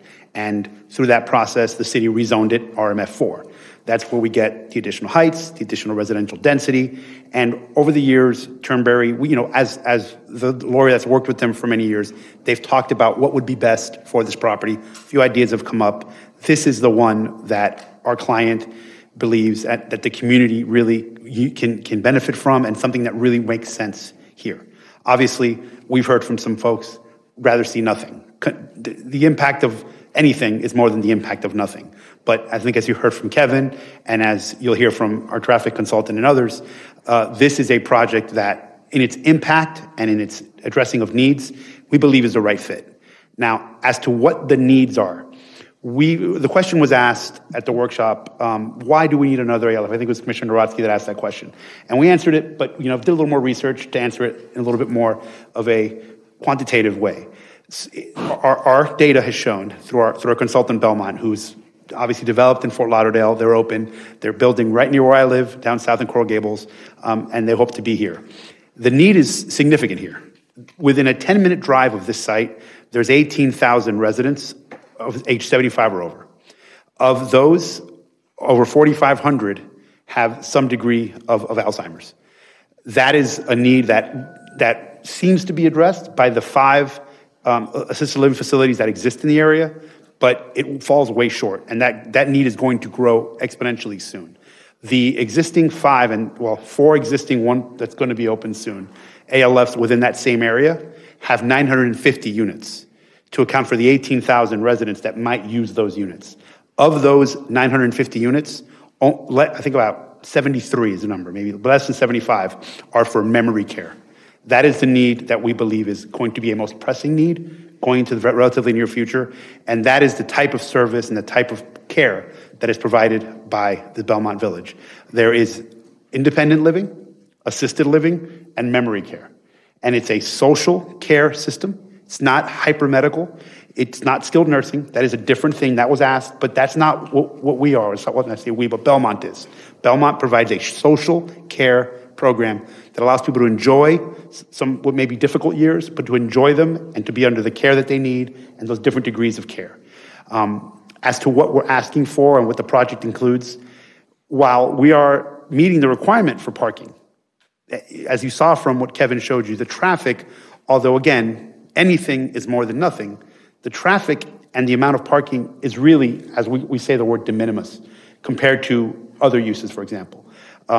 While we are required to provide 0.5 spaces for every unit, we believe that based on what we've learned from our partners at Belmont, our need is far less than that. We are providing 1 space for each employee, but also we are providing the required spaces, but we believe the need based on what we know is much less because the majority of our folks stay on site. The traffic that you'll see from this is, and I will have Tim come up shortly, is it's about a car every 2 minutes. From some of the other uses that could be here, it could be a lot more than that. So I think those are, and I can tell you, as the mayor said, while Kevin worked very hard over the break, we worked with him because you saw the scale of the last project, which, Jeff and I worked on as well. But the scale of that project and the amount of traffic concessions, here you're seeing a much smaller scale project, but you're seeing 3 pages of conditions and traffic. And we're happy to work with the city there because those are concerns that were raised. And in order to bring some level of comfort to you all, Kevin worked very hard with those residents, and we wanted to make sure that we engaged with Kevin and understood those concerns, and that's why we've agreed to those conditions. They're far greater in scope than the type of conditions we would normally see for a project like this, but we're happy to do it to address that level of concern so that you all have a comfort level. With that, and I will reserve time to conclude, I'd like Ram to come up so he could give you all a presentation of the architecture. And after he's done, Tim will say a few words. Good evening, Madam Mayor and Commissioners. Ram Krishnan with Coral Architects, 4210 Laguna Street, Coral Gables. I want to thank you for your time and letting us present our project to you today. We're extremely happy to be here once again. We've been working very hard with our clients, Belmont Village and Turnberry, to conceive what we believe is a really beautiful project for the community and the city of Aventura. When we first began thinking about our design goals for this project, we understood its unique location, but obviously very challenging site geometry with length and width, as you can see on the site. Yet an absolute great potential for linear design partie. Given these constraints, massing articulation was of utmost importance. In doing this, the overall massing scheme is broken up into 4 different height volumes, providing an opportunity to create terracing, step-back features, and active use spaces for the residents, such as the pool deck on the 9th level. In doing this, the massing scheme, we urbanistically provided a beautiful and welcoming frontage at the pedestrian level. The entire frontage at Yacht Club Way will be provided with continuous and accessible pedestrian walkway, beautifully hardscaped and landscaped. Just a beautiful pedestrian experience for the community. The parking garage placement was also strategically planned in minimizing the access cuts into the site. Moreover, in order to lessen any adverse impact on the pedestrian realm, we completely internalized the loading and service functions. Once again, our articulated volume massing and contemporary architectural language, terraces, step-backs, features throughout the building provide for a beautiful amenity area and generate incredible visual corridors to and from the building. Our overall project goals were not only to create what we believe is a beautiful architectural design, but also a sensible project for the site and community. Thank you. Thank you. Any members of the commission? Commissioner Narotsky? I just had a couple questions, and Kevin, you mentioned the LEED certified. If memory serves me, there's gold, platinum, and different levels. Can you go into that? And is it the highest level? I think platinum's the highest. Maybe confusing my metals. But. No, you have them correct. There's LEED certified, then there's silver, gold, and platinum. I don't believe they have determined which level they're seeking yet, but they would be required to meet the minimum certification of LEED in order to receive these conditional uses. Right, yeah. We would just encourage, the platinum because that's the highest. Because we have to move forward. Look, everything's changing. We're putting a lot out there. We're going to EVs. We're going to less cars. We gotta really move forward. That's what this is all about. I know we've met about the comprehensive development. I mean, this is all part of it, and we should be really setting the example from the outset, especially with a partner such as Turnberry. So, if they could do that, that'd be great. And then, Mayor, just while I have the mic. I had another, is it now time for question or for me to make a comment about the project? At your pleasure. Okay, so I had, at the invitation of Belmont, I had the opportunity to go to Fort Lauderdale to visit the facility. It's a very nice facility. I was impressed by how upscale it seemed and its cleanliness and its openness, and it was very nice. Overall, in my evaluation of this project, obviously, we heard a lot from the community, which is very, it was actually in my 7 years, I think this is in the top 2 or 3 in terms of hearing from the community, a lot of negative.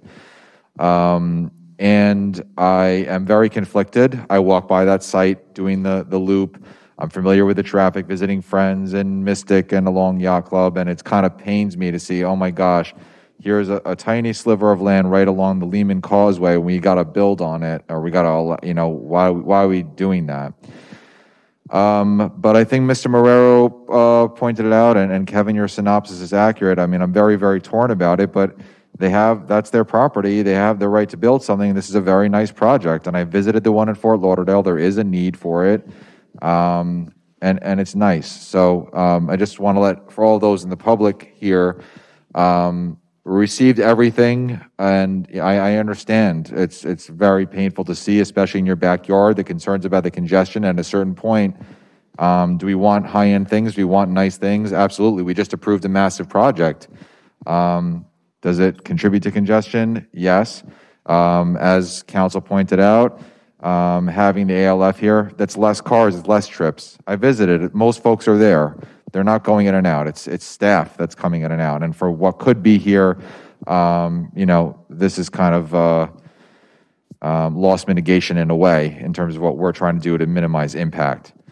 So I just want everyone to know that I'm very conflicted about it, but I did visit, and it is a nice property. It is a nice project. It's a nice company. It's an upscale property. They care about the residents, and it can fill a need. I don't know if it's appropriate, Mayor, but and I think Mickey wants to rebut something I said. No, we'll come back. And we're not supposed to get into a back and forth. I'll come back. Okay, thank you. Come back. Commissioner Shelley. Mayor, I'm sorry. I jumped the gun in getting up. They weren't finished with their presentation. Oh, I'm sorry. No, I'm sorry. They do have some traffic things that I think are important for them to put on the record. Commissioner Rodsky didn't want to rebut anything, but Kevin got up to answer one of your questions, and we didn't finish. So I just wanted to put some stuff on the record. Tim's going to say a few words on traffic, then I'll conclude. Thank you. Is that the next one? No. There we go. Good evening. Tim Plummer, president of David Plummer & Associates with offices at 1750 Ponce de Leon Boulevard in Coral Gables. Commissioner, you hit it right on the head. Of all the uses that we analyze, ALF is the least impactful to traffic. And given this site and the residential that's surrounding, I think it's a very appropriate use. We've been working with Kevin. He's been sharing with us the information from the residents and their concerns. And you saw Kevin's got quite a list of conditions before we've even done the traffic study of things that we're going to look at and address. So we are moving forward with that. The slide just shows you here for this presentation, we did a preliminary traffic impact analysis on the most impacted intersection for the project. And we all know that it's Yacht Club Way and East Country Club Drive.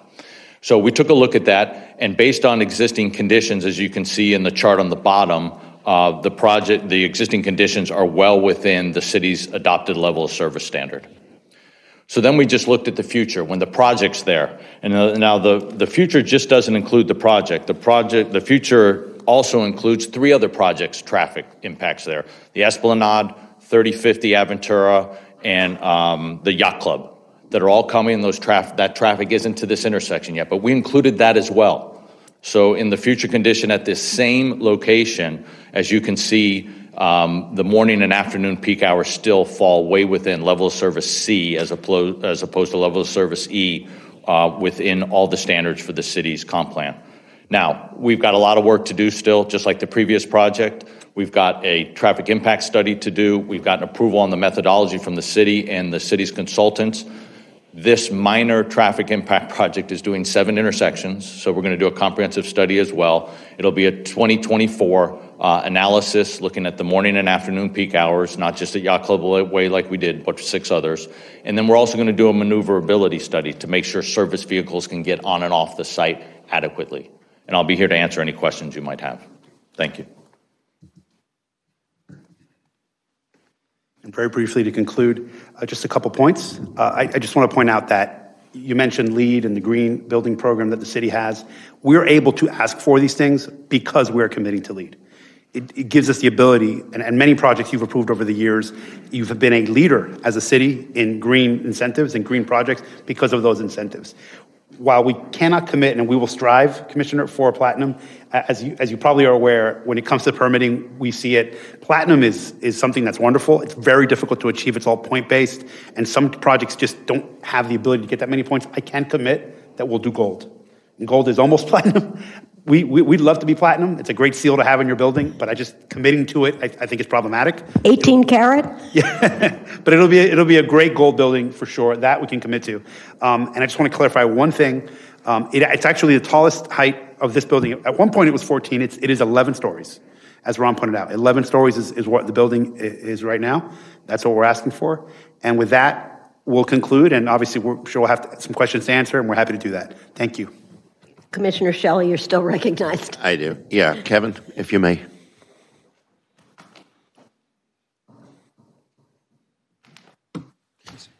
You had, if you could go back to probably one of the first slides where they're only asking for those 2 items. I think it was the first slide you showed us, and it had 2 items that you were asking for. Sure.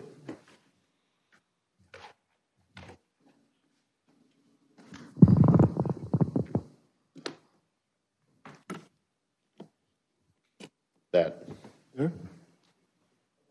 Okay, yes, floor area ratio and lot coverage. Okay, so if I'm not mistaken, I don't know if the public understands what by right means, but by right would mean if we didn't go along with just those 2 items, this building will be built and we need no approval except those 2 items would be eliminated. Correct. Okay. My understanding is one of the reasons the need is there for those 2 items is because a number of years ago, and I believe it was DeSophus Turnberry, whoever owns the land, had to give the city some of the right-of-way to build the streets, and it took away from that property. And if they had not done that and they maintained their perimeter, they wouldn't need this today as they're asking for because they'd have the setback requirements that they need. Is that correct? I wouldn't disagree with that. That is a way to... Yeah, and I'm not exactly sure exactly, but I do understand that a number of years ago when we were building the roads there, they gave us some of the right-of-way from their property, or some of their property, but in doing so, it took the boundaries into a narrower position, which is causing this to go on. The third thing is, if they were to go gold, or close to it, then wouldn't they be given some of these things they want anyhow? I'm sorry, did you say if they went gold? LEED. Gold? No, they would still need to come for your approval. For these 2 items? Yes. Okay. So the only thing they're really asking for are the 2 small items that they're asking for now. Other than that, this could be built without any approval from the city. Correct. So based on what we're hearing, then the by right would pretty much give them the right to build it. They'd still have to go through traffic, go through all these other issues, but bottom line is they would get this built, just with some minor tweaks to it that we're asked for tonight. So I don't know, and again, as Commissioner Narodsky said, it's a conflicted issue because obviously there's traffic there. There will be, it looks like it's minimal, if anything, and it has probably the least impact with this kind of usage on it. But understanding from the letters we've gotten, and God knows we've gotten hundreds of them, I don't know that the people understand, or did they understand, that this is a by right almost completely situation where this is going to get built in spite of objections, but if done properly, will at least meet some of the expectations and some of the concerns of the people to mitigate some of these concerns that they do have. Is that correct? That is correct. We would not have the opportunity to ask them for many of the things they're committing to if they did a by right project. And the point I'm making is because they need these two small items, it gives us the door to open to make it a better project, mitigate the causes of effect that this may have on the public, and fix some of these problems. Because if they went as a by right, we would have no opportunity to demand anything of this project. Is that correct? Okay, I just wanted to clarify that. Thank you. Any other commissioners? Dr. Linda Marks. I am understanding that the standards of review have been met, correct? Correct. Yes. And once the standards of review have been met, does the commission, they need to really approve a project when the standards are met? Is that correct? What would we not approve it based on? Well, it is No, that's for the conditional. This is not the type of scenario where you don't have a choice. Just because they've met those standards doesn't require you to approve it. It allows you to approve it without concern that it's going to cause any major problem, but it is not one of those items where you're required to approve it. All right, but concurrently, as Commissioner Shelley mentioned, should we not approve this project, we could end up potentially with a 30-story building there that meets the area properly, correct? Potentially, sure. Okay.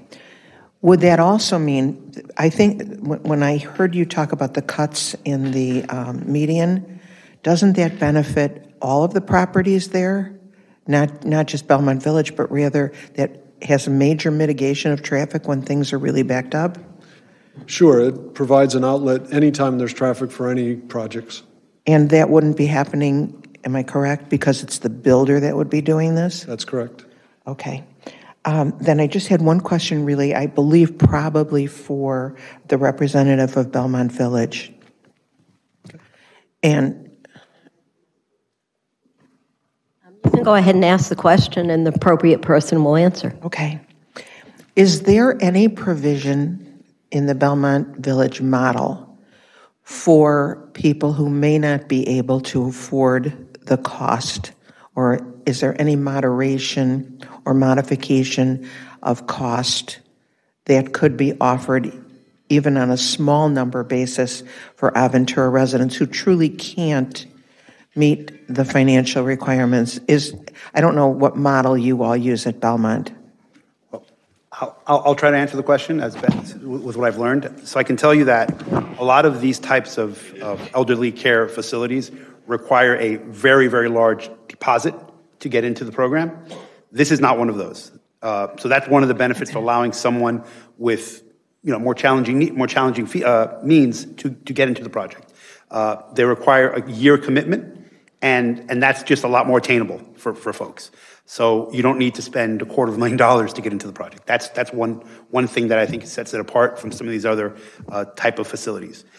Furthermore, as far as increases, this came up at the workshop and we looked into it. Or after that year, there can be moderate, very minimal increases to address inflation and things like that. But Belmont has succeeded in other facilities throughout the country in keeping those increases very, very, very low so that their residents can stay in the facilities throughout the time that they need to be there. So they set themselves apart in those ways. As far as, and I can't really speak to it directly, I don't believe that there's any provision or mechanism for residents to get a different rate. I think it's just based on the cost of the care. And frankly, what the hope is that a lot of the folks moving in will be Aventura residents. So, that's what we're aiming for. We're aiming for bringing people from the existing community. But as far as a difference in price, I don't think that there's a model to have different levels of price from where you're coming from. That's my understanding. If anybody wants to clarify otherwise, I think that's... Just to be clear, I'm not asking if there are different price structures or whatever, but rather, is there ever a situation where maybe the Belmont Village might say, okay, we're building in Fort Lauderdale, we're going to allocate 2 units, I'm making this up as I go along, where should a resident be in need, we will slightly moderate what that monthly fee would be? Or is it just... I'm not aware of anything. I don't know if there's somebody from Belmont. I don't have the answer to that. I just know that even in our city, we have people who are experiencing, pretty significant financial need, and I'm just wondering if there's any way that we can, in any way... Currently, my name's Robert Mann with Belmont Village. Thank you all for your time tonight.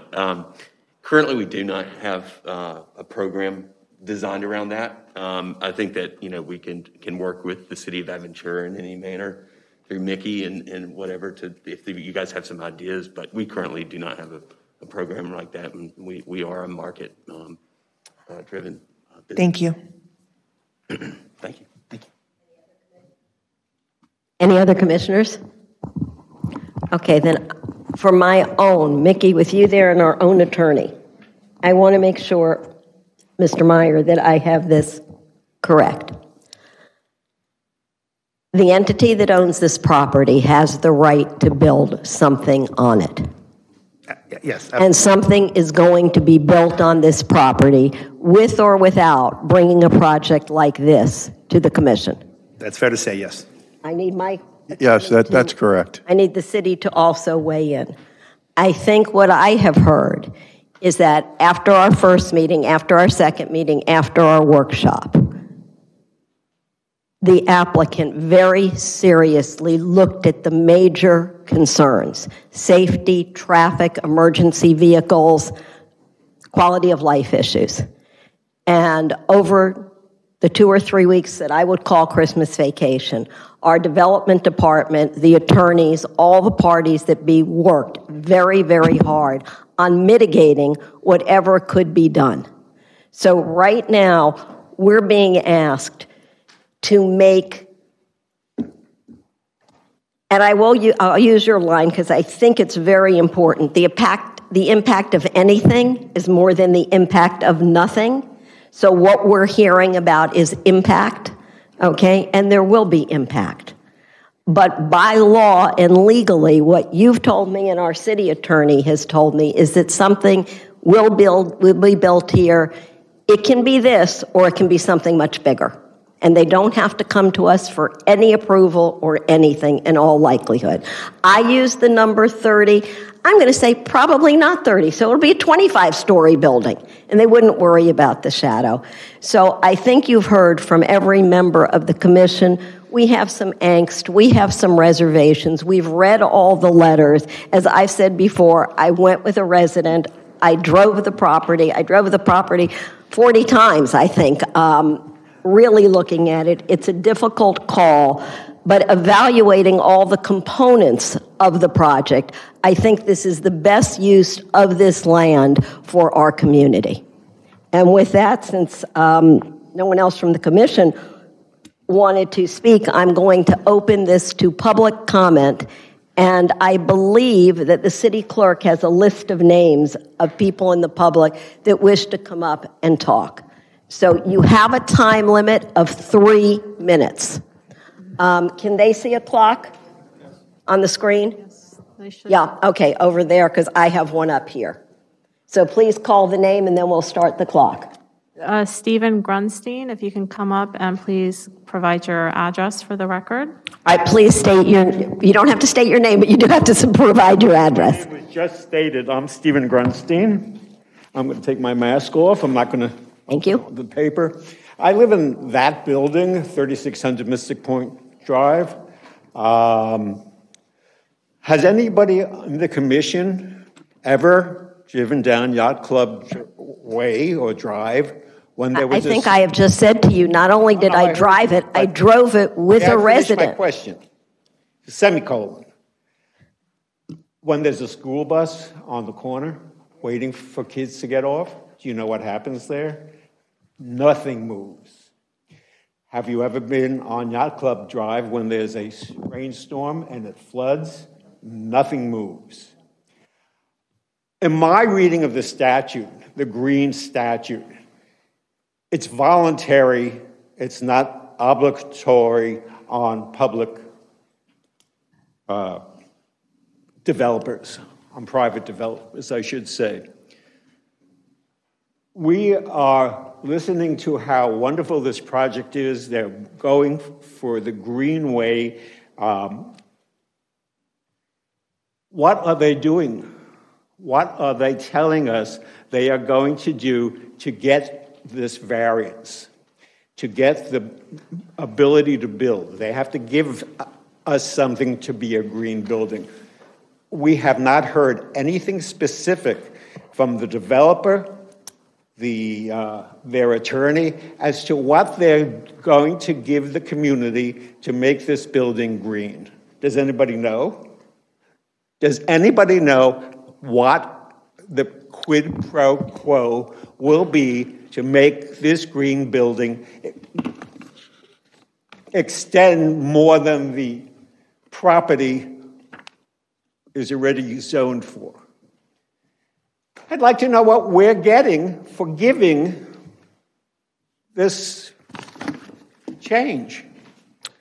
I think, and it's the last time I'm going to talk while you're talking, I think that what their attorney said is that they would guarantee gold leads. If you want to know what gold leads is, I would suggest, because I don't know it, I am not a developer, but you can Google gold leads. It's very specific. I'm an attorney. It's very specific, and it has to meet that criteria, okay, to get the certification. Yeah, but we don't know what they're giving. We have no idea, and you're going to vote on it. Is it painting the roof green? What are they giving to get this variance? I have nothing else to say. Thank you.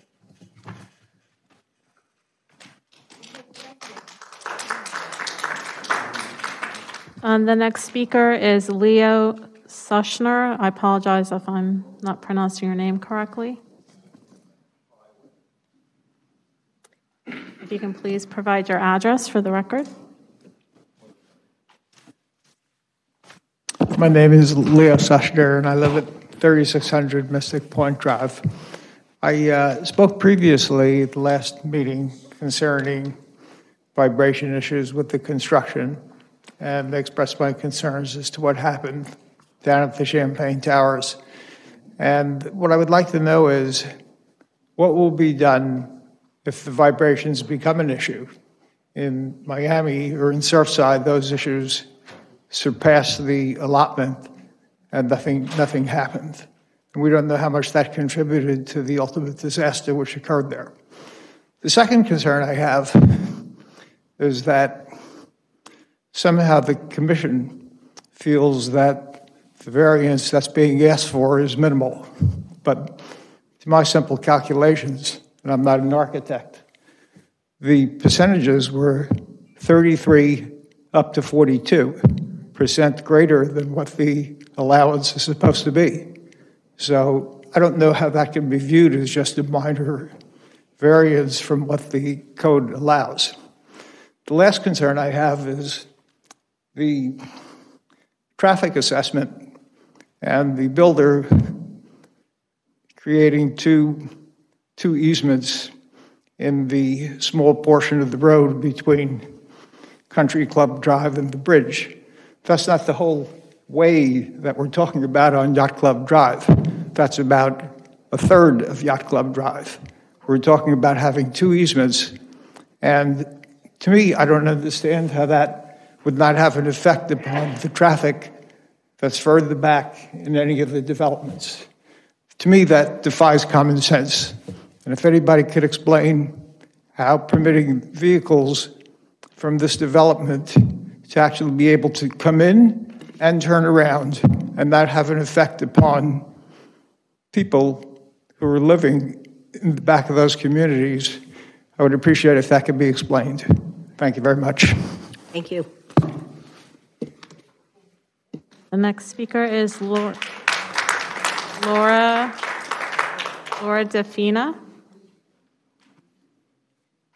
And please provide your address for the record.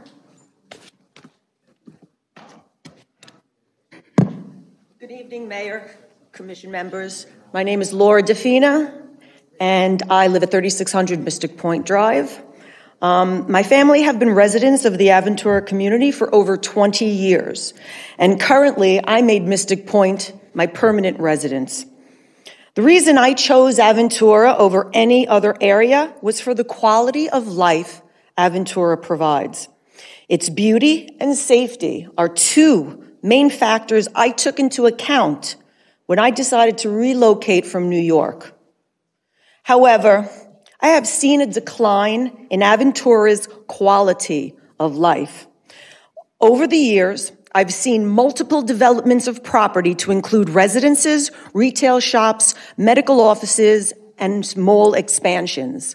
With the major development of properties within Aventura, the infrastructure, unfortunately, has remained the same, causing gridlock, traffic congestion, and as anyone would attest, when they're late for an appointment, it can be gruesome. But with the expansion of those aforementioned properties, it was taken into consideration that there are multiple accesses to and around those other properties, as this is not the case in the development of Belmont near Mystic. Currently, Mystic Point, Turnberry, and the park have street access that is one way in and one way out. It's an island. It's an island where there are no alternative pathways that can be utilized unless you have a boat, which during the aftermath of one particular storm in which the roadway flooded on Yacht Club Way and making it impossible to drive in and off of the island. The full traffic analysis presented tonight is not the real world. I dare any member to ride up and down Yacht Club Way any time of the day and see how congested it gets at this point. In addition, not only I, but many others came to Mystic for its lush, green, beautiful shrubs and palm trees, and destroying those beautiful palm trees and greenery on Yacht Club Way is devastating. I can't see how cars from Belmont Village will cross a two-lane road that is already narrowly dangerous. The pathway is congested, staff will be coming in and out. Being a nurse, I know there will be change of shift staff, so it's not going to be just the morning and the nights, there are going to be evenings as well, when this is a high traffic time of the day. To add an additional residence to this already congested area, this would not improve the quality of living, but rather destroy the natural beauty, resources, and health and well-being of our Mystic Point Island community. As a healthcare provider for more than 30 years, one factor remains constant in medical care, and that is timing. I'm very afraid that if we have a crisis and we need an ambulance or some kind of a medical emergency on our island, that this will impede the help of our community. I know I'm out of time. I had a lot more, but I thank you for listening. Thank you.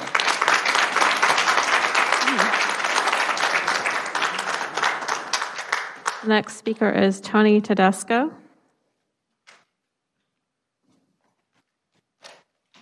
Please provide your address for the record. There's Anthony Tedesco. I live at Mystic Point Tower 200, and I'm the president of the association. I'm going to address something that Commissioner Marks asked about opening up the medium for traffic. The gentleman said yes, that it would mediate traffic. Actually, it would cause more problems. I wanted to have the schematic up I asked him to put up the slide for Yacht Club Way. There's a two-lane, one-way going east and west on both sides of the street. Today, or yesterday, They just need to switch Okay, thank you. Yesterday, it took me I was watching on my clock. I got a new car that has a big 13 minutes to get out of Mystic Point to get to Yacht Club Way. The problem, I wasn't sure what it was. 13 minutes, gridlock, both lanes heading west were locked. With this building, people are going to be coming in and out on a one-way street, crossing the median, going on another one-way street. We all live here in Florida. We know what the driving is like. Anybody here going to tell me that when you make that turn, I wish it would be up here, you could see what I'm talking about.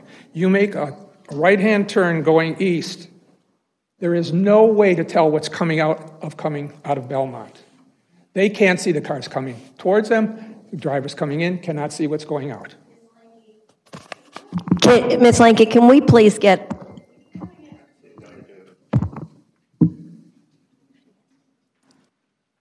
They're putting on a very, very, very great presentation. But unfortunately, they're talking about 150 people compared to almost 20% of the population of Aventura living in that area between Yacht Club, condominiums, Turnberry, and Mystic Point. 20%. We're talking about 150 people. What about the rest of us? Does it look nice? Yes, it looks nice. But what about our quality of life? I bought in Mystic Point prior to, we were here when this used to be unincorporated Dade County. And I've seen the wonderful job this commission has done to make this city as beautiful as it is. But now it's time to step up. Unfortunately, I was listening to Commissioner Shelley talking about a 35-story building or a 30-story building. Well, if they could build a 30-story building without an easement, more power to them. But they're asking for an easement for a 14-story building? All right, deny the easements and see what they can build. But they need that? No, you can't deny them building it. Deny the easements. Come on, guys. This is all we're asking. You've got all these people here who've bought into this area because Aventura is the best place to live in South Florida. My wife and I decided, where could we move to? There's no place. Don't destroy the ambiance of a quality life just because of being threatened about a taller building. Let them build a taller building on a smaller piece of property and see if it can be done. That's all. I had a whole different thing to say, but listening to what was going on here today, I changed my whole presentation. But what he said to you wasn't true, Commissioner Marks. Think about it. It's a one-way street going east and west. How are they going to have? And that's not the one I wanted up there, but that's okay. I'm sorry, Tony, but I think your time is... That's it. Thank you very much. I appreciate it. Thank you.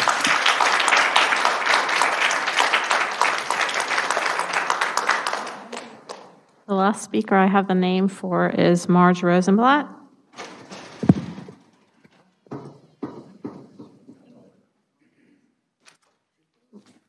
Marge Rosenblatt, 19101 Mystic Point Drive, Tower 200.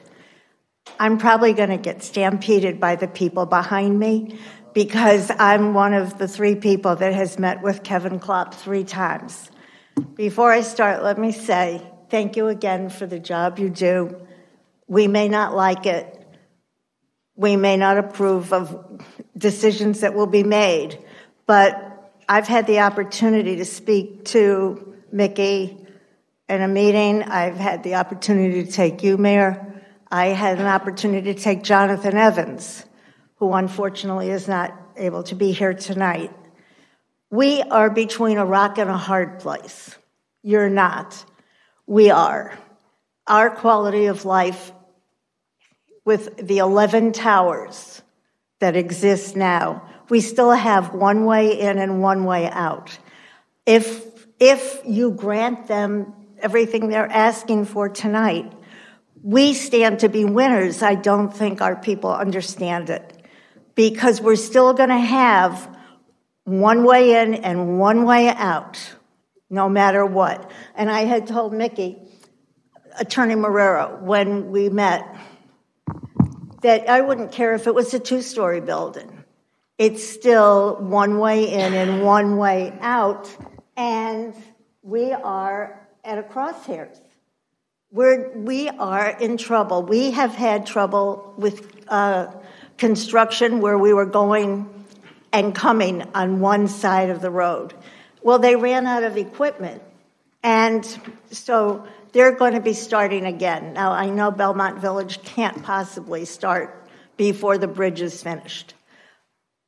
I don't know what we're going to do, but you have to vote so that we can get the necessary, help me out, Kevin, the things that we asked for. Conditions, thank you. We have to get those, you have to vote. Whoever thought I'd be standing here saying you have to vote yes, so that we can get the conditions. But I will say, the one thing they haven't agreed to, based on a short meeting I had before we began the commission meeting tonight, is we're still faced with one way in and one way out. We had asked for a crossover. We had asked for something on the Turnberry side so that we would not, when I say we, I brought a civil engineer, and I brought Dr. Joel Grossman, who is an anthropologist and a scientist who has done major work over the years. I speak from the emotional and the common sense side, not political, but common sense. I'm sorry, my time is up, but please vote yes so we get our conditions met. But just to add one thing, we need to have another way on and off the property. Thank you. Thank you. Do I have any more speakers? I don't have any more names on the list I was provided. Is there anyone else who would like to speak? Please come up, state your name and address if you haven't given the name to the young man in the blue. I'll give it to him. You did? No, I asked him. We need your name and address. My name is Morris Madelon. I live in Turnberry South Tower, 19667 Turnberry Way. Okay, 1 second. Does he have to be sworn in? No, it's public comment. Was he sworn in? Did you stand up when everyone who stood up? Yes, I did. Fine, good. Go on. Okay, my name is Morris Madelon at Turnberry South Tower in Turnberry South. My family are developers in New Jersey. However, there is something that you all mentioned, and I respectfully appreciate all the work that you do. But you also mentioned that no matter what, because they have the right to build, that something will be built there. Wow. Now, I think that is not 100% correct. And I'll just tell you the way I see it. If you do not grant them the extra floor area ratio, or if you don't grant them the extra lot coverage area, it may not be financially suitable for them to build anything. So actually something may not be built there if you do not grant them their wishes. So when you all said that something is definitely going to be built there, I disagree with that. Thank you very much. Thank you. I think I saw another gentleman stand up. Come on up. Give your name and address, please. And did you stand up and were you sworn in? Okay, good. Well, finally we meet face to face. I'm Barry David Silverstein.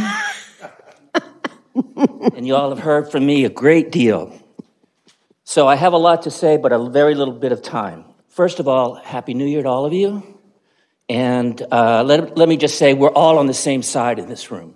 Even though you're up there and we're down here, we're all part of the community.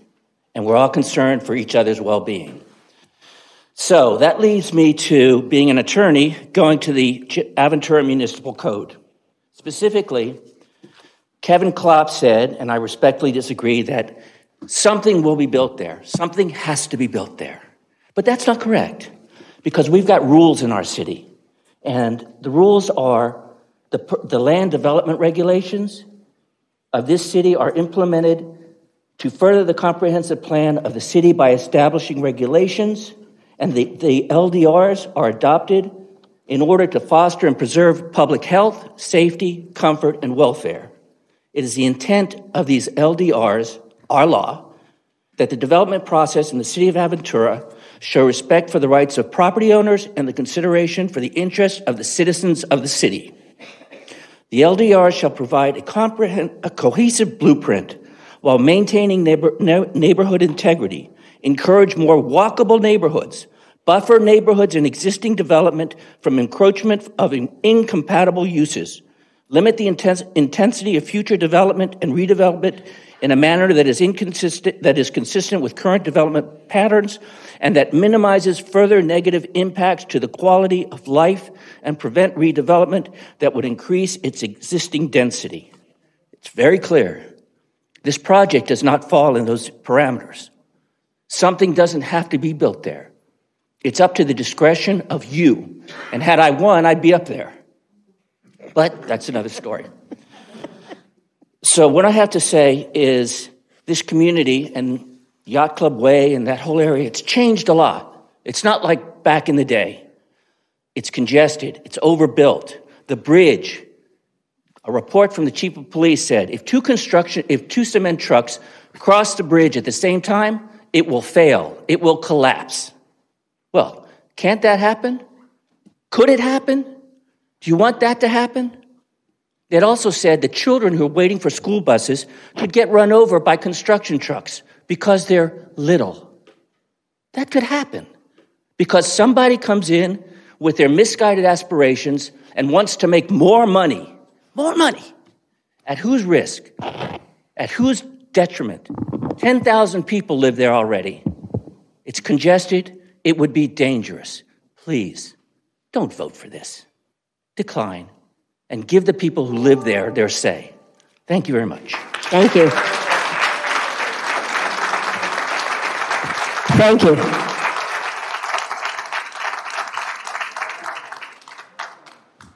Mr. Marrero. Madam Mayor, just briefly, a brief rebuttal on a couple of the things that were said. Again, Mickey Marrero. A couple of the speakers mentioned school buses. That's actually one of the conditions that Kevin presented after his meeting with the residents. We've agreed to that condition. Another one of the concerns was flooding. Could you explain that?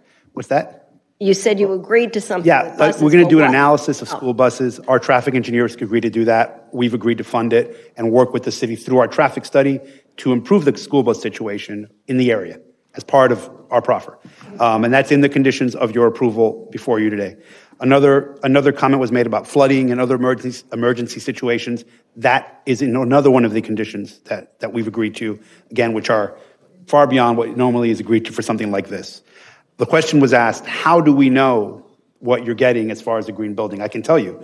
The way that it works, we, at the time of site plan and permitting, submit a covenant to the city, covenanting that we will achieve LEED Gold certification. That's what we're agreeing to. That covenant will have a checklist attached to it. And I'm not going to sit here and go over all the different things, but it involves light bulbs. It involves types of windows, types of elevators that are more energy efficient, types of materials that are more energy efficient. We agree to do that. We agree to it by covenant that gets recorded. So we're not just telling you, we're not just asking you, we're going to record a document that says we have to, okay? And that's with every one of these projects that you all approve with a green component. Again, a lot was said about the theme of a lot of what I heard was anything is bad, but this is a low number of trips. It is a very small number of trips in comparison of what could be here. The last speaker read an introduction section of the code, but the way the codes work, those introductory sections set like a tone, and then that tone turns into regulations. It's the regulations that you have to apply. The regulations that tell you what the dimensions are and how you get approvals and what necessary steps you take to get projects approved. Not, the initial introduction is just to set the tone, and that's not what you actually develop with. I have a lot more I could say, but I think you all understand. I mean, we really do have, and I never thought that I would have Marge, who I had a great time with, and as you did. I learned a lot about the community, and David Holtzman from Turnberry did as well. We had a great meeting, and I walked away from that meeting thinking, Marge is awesome, but I'm not going to be able to get her to agree. And I think Kevin was able to work with her and work with us to get to a point where this makes sense. And look, something will be built. I can tell you that, okay? And this is a good compromise that I think will benefit everybody. And with that, I would conclude. Thank you all for all the time you spent on this. Thank you. And with that, since there are no further comments from the public, I'm going to close the item for public comment and ask the city clerk for a roll call vote. Commissioner Evans is absent. Commissioner Landman? Yes. Commissioner Dr. Marks? Yes. Commissioner Narotsky? Yes. Commissioner Shelley? Yes. Vice Mayor Friedland? Yes. Mayor Weissman? Yes. The motion passes. Thank you. The next item of business is item number 7. I will give a few minutes for people to leave.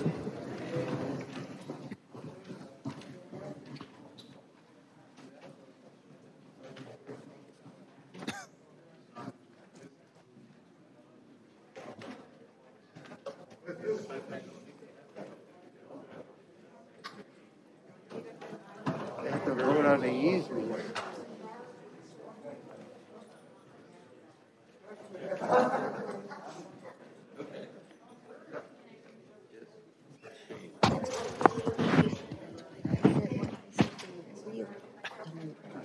Marge got it finally.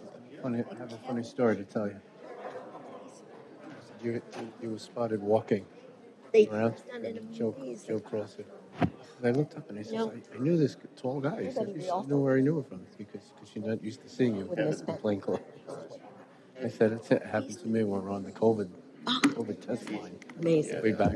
Okay, because we do have more of a commission meeting, so I'm going to ask for order. We're going to item number 7, ordinances, first public reading. I'm going to request the city clerk to read the ordinance for item 7A. An ordinance of the City of Aventura, Florida, amending Article 2, Local Business Taxes of Chapter 18, Business Regulations, Taxes and Permits of the City Code by amending Section 18-42, Tax Schedule, by providing an increase of 5%, providing for severability, providing for inclusion in the code, providing for implementation, and providing for an effective date. Can I please have a motion for approval of the ordinance made by Commissioner Shelley, seconded by Commissioner Landman? I'm going to request the city manager to review the item. Thank you, Mayor. A couple of months back, we were asked to look at business tax receipts and their value in the city. We hadn't raised the business tax receipt number for 13 years. By law, we're allowed to increase it every other year by no more than 5%.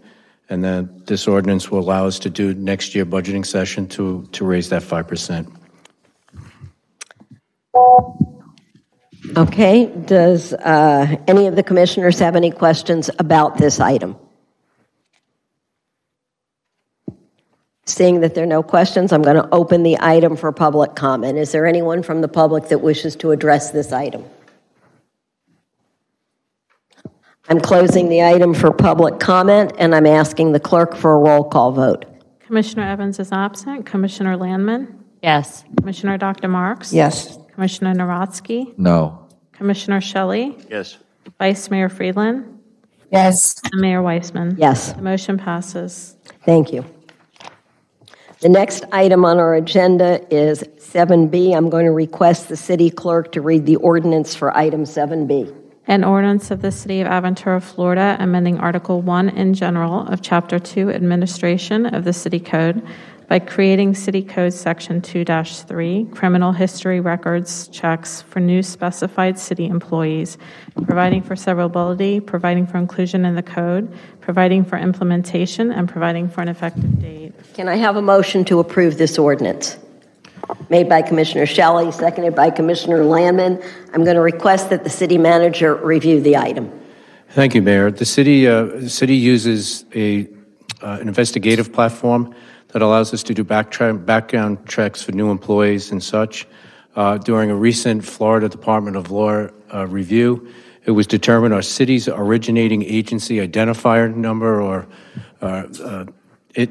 number needed to be, or account needed to be renewed. So in order to do that, we are required to do this through a resolution. This would allow us to do background checks that would interconnect with the FBI fingerprinting and such. Thank you. Any commissioners have any questions or comments about the item? Anyone from the public wishing to address the item? Okay, then I'm going to close the item for public comment, and I'm going to ask the clerk for a roll call vote. Commissioner Evans is absent. Commissioner Landman? Yes. Commissioner Dr. Marks? Yes. Commissioner Narodsky? Yes. Commissioner Shelley? Yes. Vice Mayor Friedland? Yes. And Mayor Weissman? Definitely yes. The motion passes. Okay, I'm now going to request that the city clerk read the ordinance for item 7C. An ordinance of the City of Aventura, Florida, repealing and replacing Article 4, Floods of Chapter 30, Environment, of the City Code of Ordinances relating to floodplain management and flood-resistant development regulations, providing for severability, providing for inclusion in code, and providing for an effective date. Can I please have a motion for approval of this ordinance? Motion. Motion made by Commissioner Narodsky, seconded by Commissioner Landman. I'm going to request that the city manager review the item. Thank you, Mayor, again. This is a bit of housekeeping. From time to time, federal FEMA requires and gives us new floodplain and flood mapping that we are required to adopt. If you don't know that the city participates in an insurance protection program that is administered through the city, we participate in it. And to comply with these regulations allows us or your properties to benefit from a reduction in insurance costs. If we decided not to adopt these plans, which come out every 5 to 10 years, we would be eliminated from that program and your insurance rates would certainly see a substantial increase. This is a normal thing that happens from time to time. It adjusts the flood zone maps and we were just required to adopt them. Okay, do any members of the commission have any comments or questions? I'm going to open it up to the public for comment. Seeing as there's Mrs. Rosenblatt. Please come up, state your name and address for the record. Marge Rosenblatt, 19101 Mystic Point Drive, Aventura. I have a question. I'm not sure. We're considered Zone B, which is a flood zone. Yes. We didn't have a flood on Mystic Point Drive until the county, put in new wastewater pipes. Now in front of the park, when it rains just a little bit more than moderate, it floods. And it's almost impossible for us to go into Mystic Point the right way. We almost have to go in the opposite, on the other side. So could you please? We will certainly look into that. And yeah, because it never happened before. Yacht club floods, but not like it has. So I don't know if it's going to happen again, but we definitely need Mystic Point Drive taken a look at, okay? Okay. Thank you. Perfect. Thank you. Anyone else from the public? Then I'm going to close the item for public comment, and I'm going to ask the clerk for a roll call. Commissioner Evans is absent. Commissioner Landman? Yes. Commissioner Dr. Marks? Yes. Commissioner Narodsky? Yes. Commissioner Shelley? Vice Mayor Friedland? Looks like she's frozen. Vice Mayor Friedland? Are you frozen? Right. Vice Mayor Friedland is. Can you hear? Now we can hear. Oh, can you hear me? Yes, I hear you now. Sorry. We're taking the vote for item. Yes. Okay. I heard. I said yes. Sorry. Multiple times. Mayor Weissman? Yes. The motion passes. Thank you. We're on item number 8, ordinances on second reading, public hearings. I'm going to request that the city clerk read the ordinance for item 8A. An ordinance of the City of Aventura, Florida, amending the City of Aventura Comprehensive Plan by adding a property rights element to the plan, providing for severability, providing for inclusion in the comprehensive plan, and providing for an effective date. And I have a motion for approval of the ordinance. Mayor, I'm sorry, this is the manager. At this time, I'd like to ask to defer this item to a future date, not certain. We were asked by the state to submit, when we submit our evaluation and appraisal report in the future, that would cover a few other elements for our comprehensive plan. So as such, we'd like to just defer this to when we okay, it's second reading, so we've already heard it once. Yes. Okay. Yes, it's the request. I mean, that's you have the right to defer it if you want to. Do we have to vote to defer it? Yes, you should vote to defer. Okay, then I need a motion to defer the item made by Dr. Marks, seconded by Commissioner Shelley. Can I ask the city clerk to do a roll call vote on the motion to defer the second reading of ordinance 8A? Commissioner Evans is absent. Commissioner Landman? Yes. Commissioner Dr. Marks? Yes. Commissioner Narodsky? Yes. Commissioner Shelley? Yes. Vice Mayor Friedland? Yes. And Mayor Weissman? Yes. The motion passes. Okay. 8B, are we? Good. Okay, we're good. I'm going to ask the city clerk to please read item 8B. An ordinance of the City of Aventura, Florida, amending Chapter 36 Retirement, Article 2, Police Pension Plan and Trust Fund by amending Section 36-26, Service Retirement Benefit, to provide for in-service distribution of benefits to certain retired members who return or transfer to employment by the city in a department or position outside the police department. Amending Section 36-35, Deferred Retirement Option Program, DROP, to conform, providing for repeal, providing for severability, providing for inclusion in the code, and providing for an effective date. Can I have a motion for approval? Made by Dr. Marks. Can I have a second? Commissioner Landman. May I ask the city manager to review the item? Thank you, Mayor. Basically, what this says, it allows a member of the service or the police department to retire if they've reached a retirement age and then take a position with the city at the request of management and the approval of the commission. Any members of the commission have any comments or questions? Any members of the public wish to address the commission on this item? Seeing as there are none, I'm going to close it to public comment, and I'm going to ask the city clerk for a roll call vote. Commissioner Evans is absent. Commissioner Landman? Yes.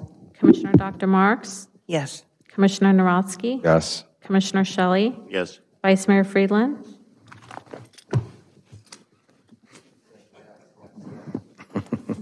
Frozen. Vice Mayor Friedland? Muted. She's muted. Okay. Yeah. Looks like she dropped. Vice Mayor Friedland is absent. Mayor Weissman? Yes. The motion passes. I'm going to next request that the city clerk read the ordinance for item 8C. An ordinance of the City Commission of the City of Aventura, Florida, amending ordinance number 2020-10, which ordinance adopted a budget for the 2020-2021 fiscal year by revising the 2020-2021 fiscal year operating and capital budget as outlined in Exhibit A attached hereto, authorizing the city manager to do all things necessary to carry out the aims of this ordinance and providing for an effective date. Can I have a motion for approval of the ordinance? Made by Commissioner Narodsky, seconded by Commissioner Shelley. I have to see a hand. Let me request the city manager to review the item.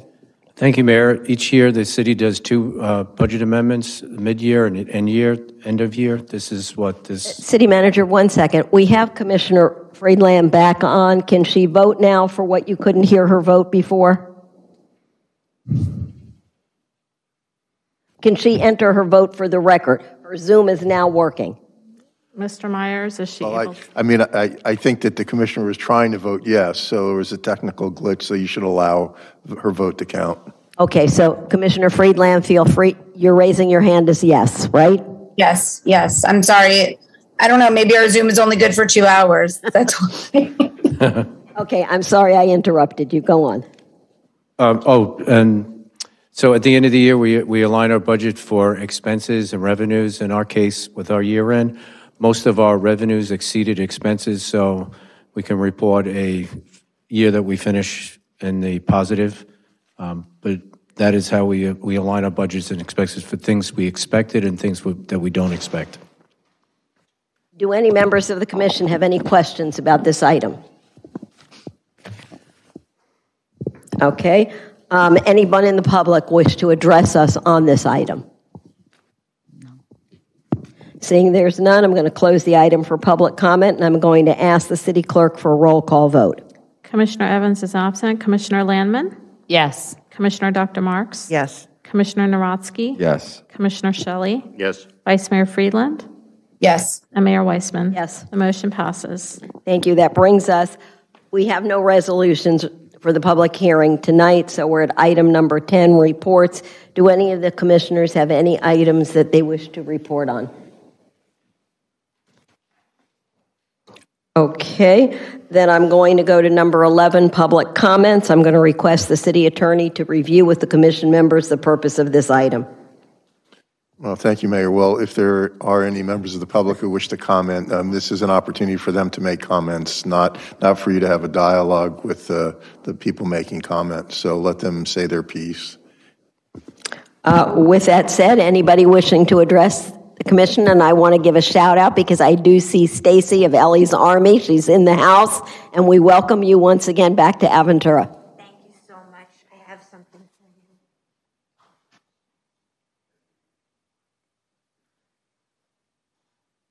Happy New Year, sweetie.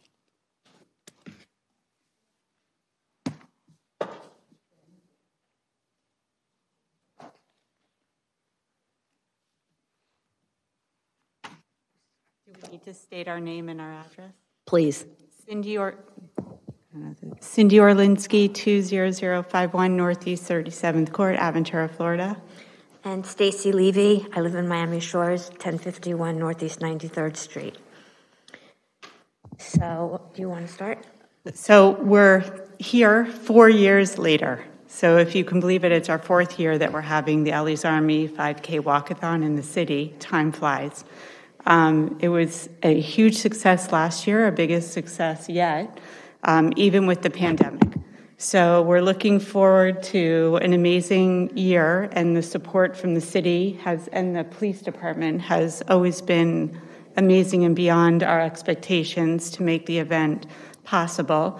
And it's really become a community event. So we are asked constantly, when's it coming, when's it going to be, and what's going to be happening this year. So this year, February 27th is the date, Sunday at the library, same place and same course. So we have all the athletes coming and the commitment of a lot of celebrities this year.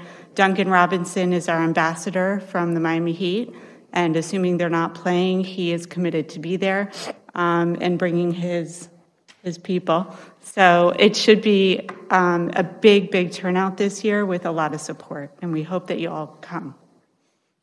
And just to review for the people that don't know, Ellie's Army was named for my daughter, Ellie, who had cystic fibrosis. And during her lifetime, we saw that a lot of families were struggling financially because of their children's illnesses. And so we help families with whatever it is that they need, whether it be medical assistance, bills, therapies, equipment.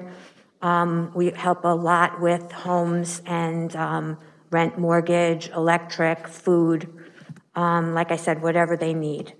And the event is called Dirty Socks because when my daughter she had 2 double lung transplants at the end of her life, and her doctor told her that she had to walk to get well.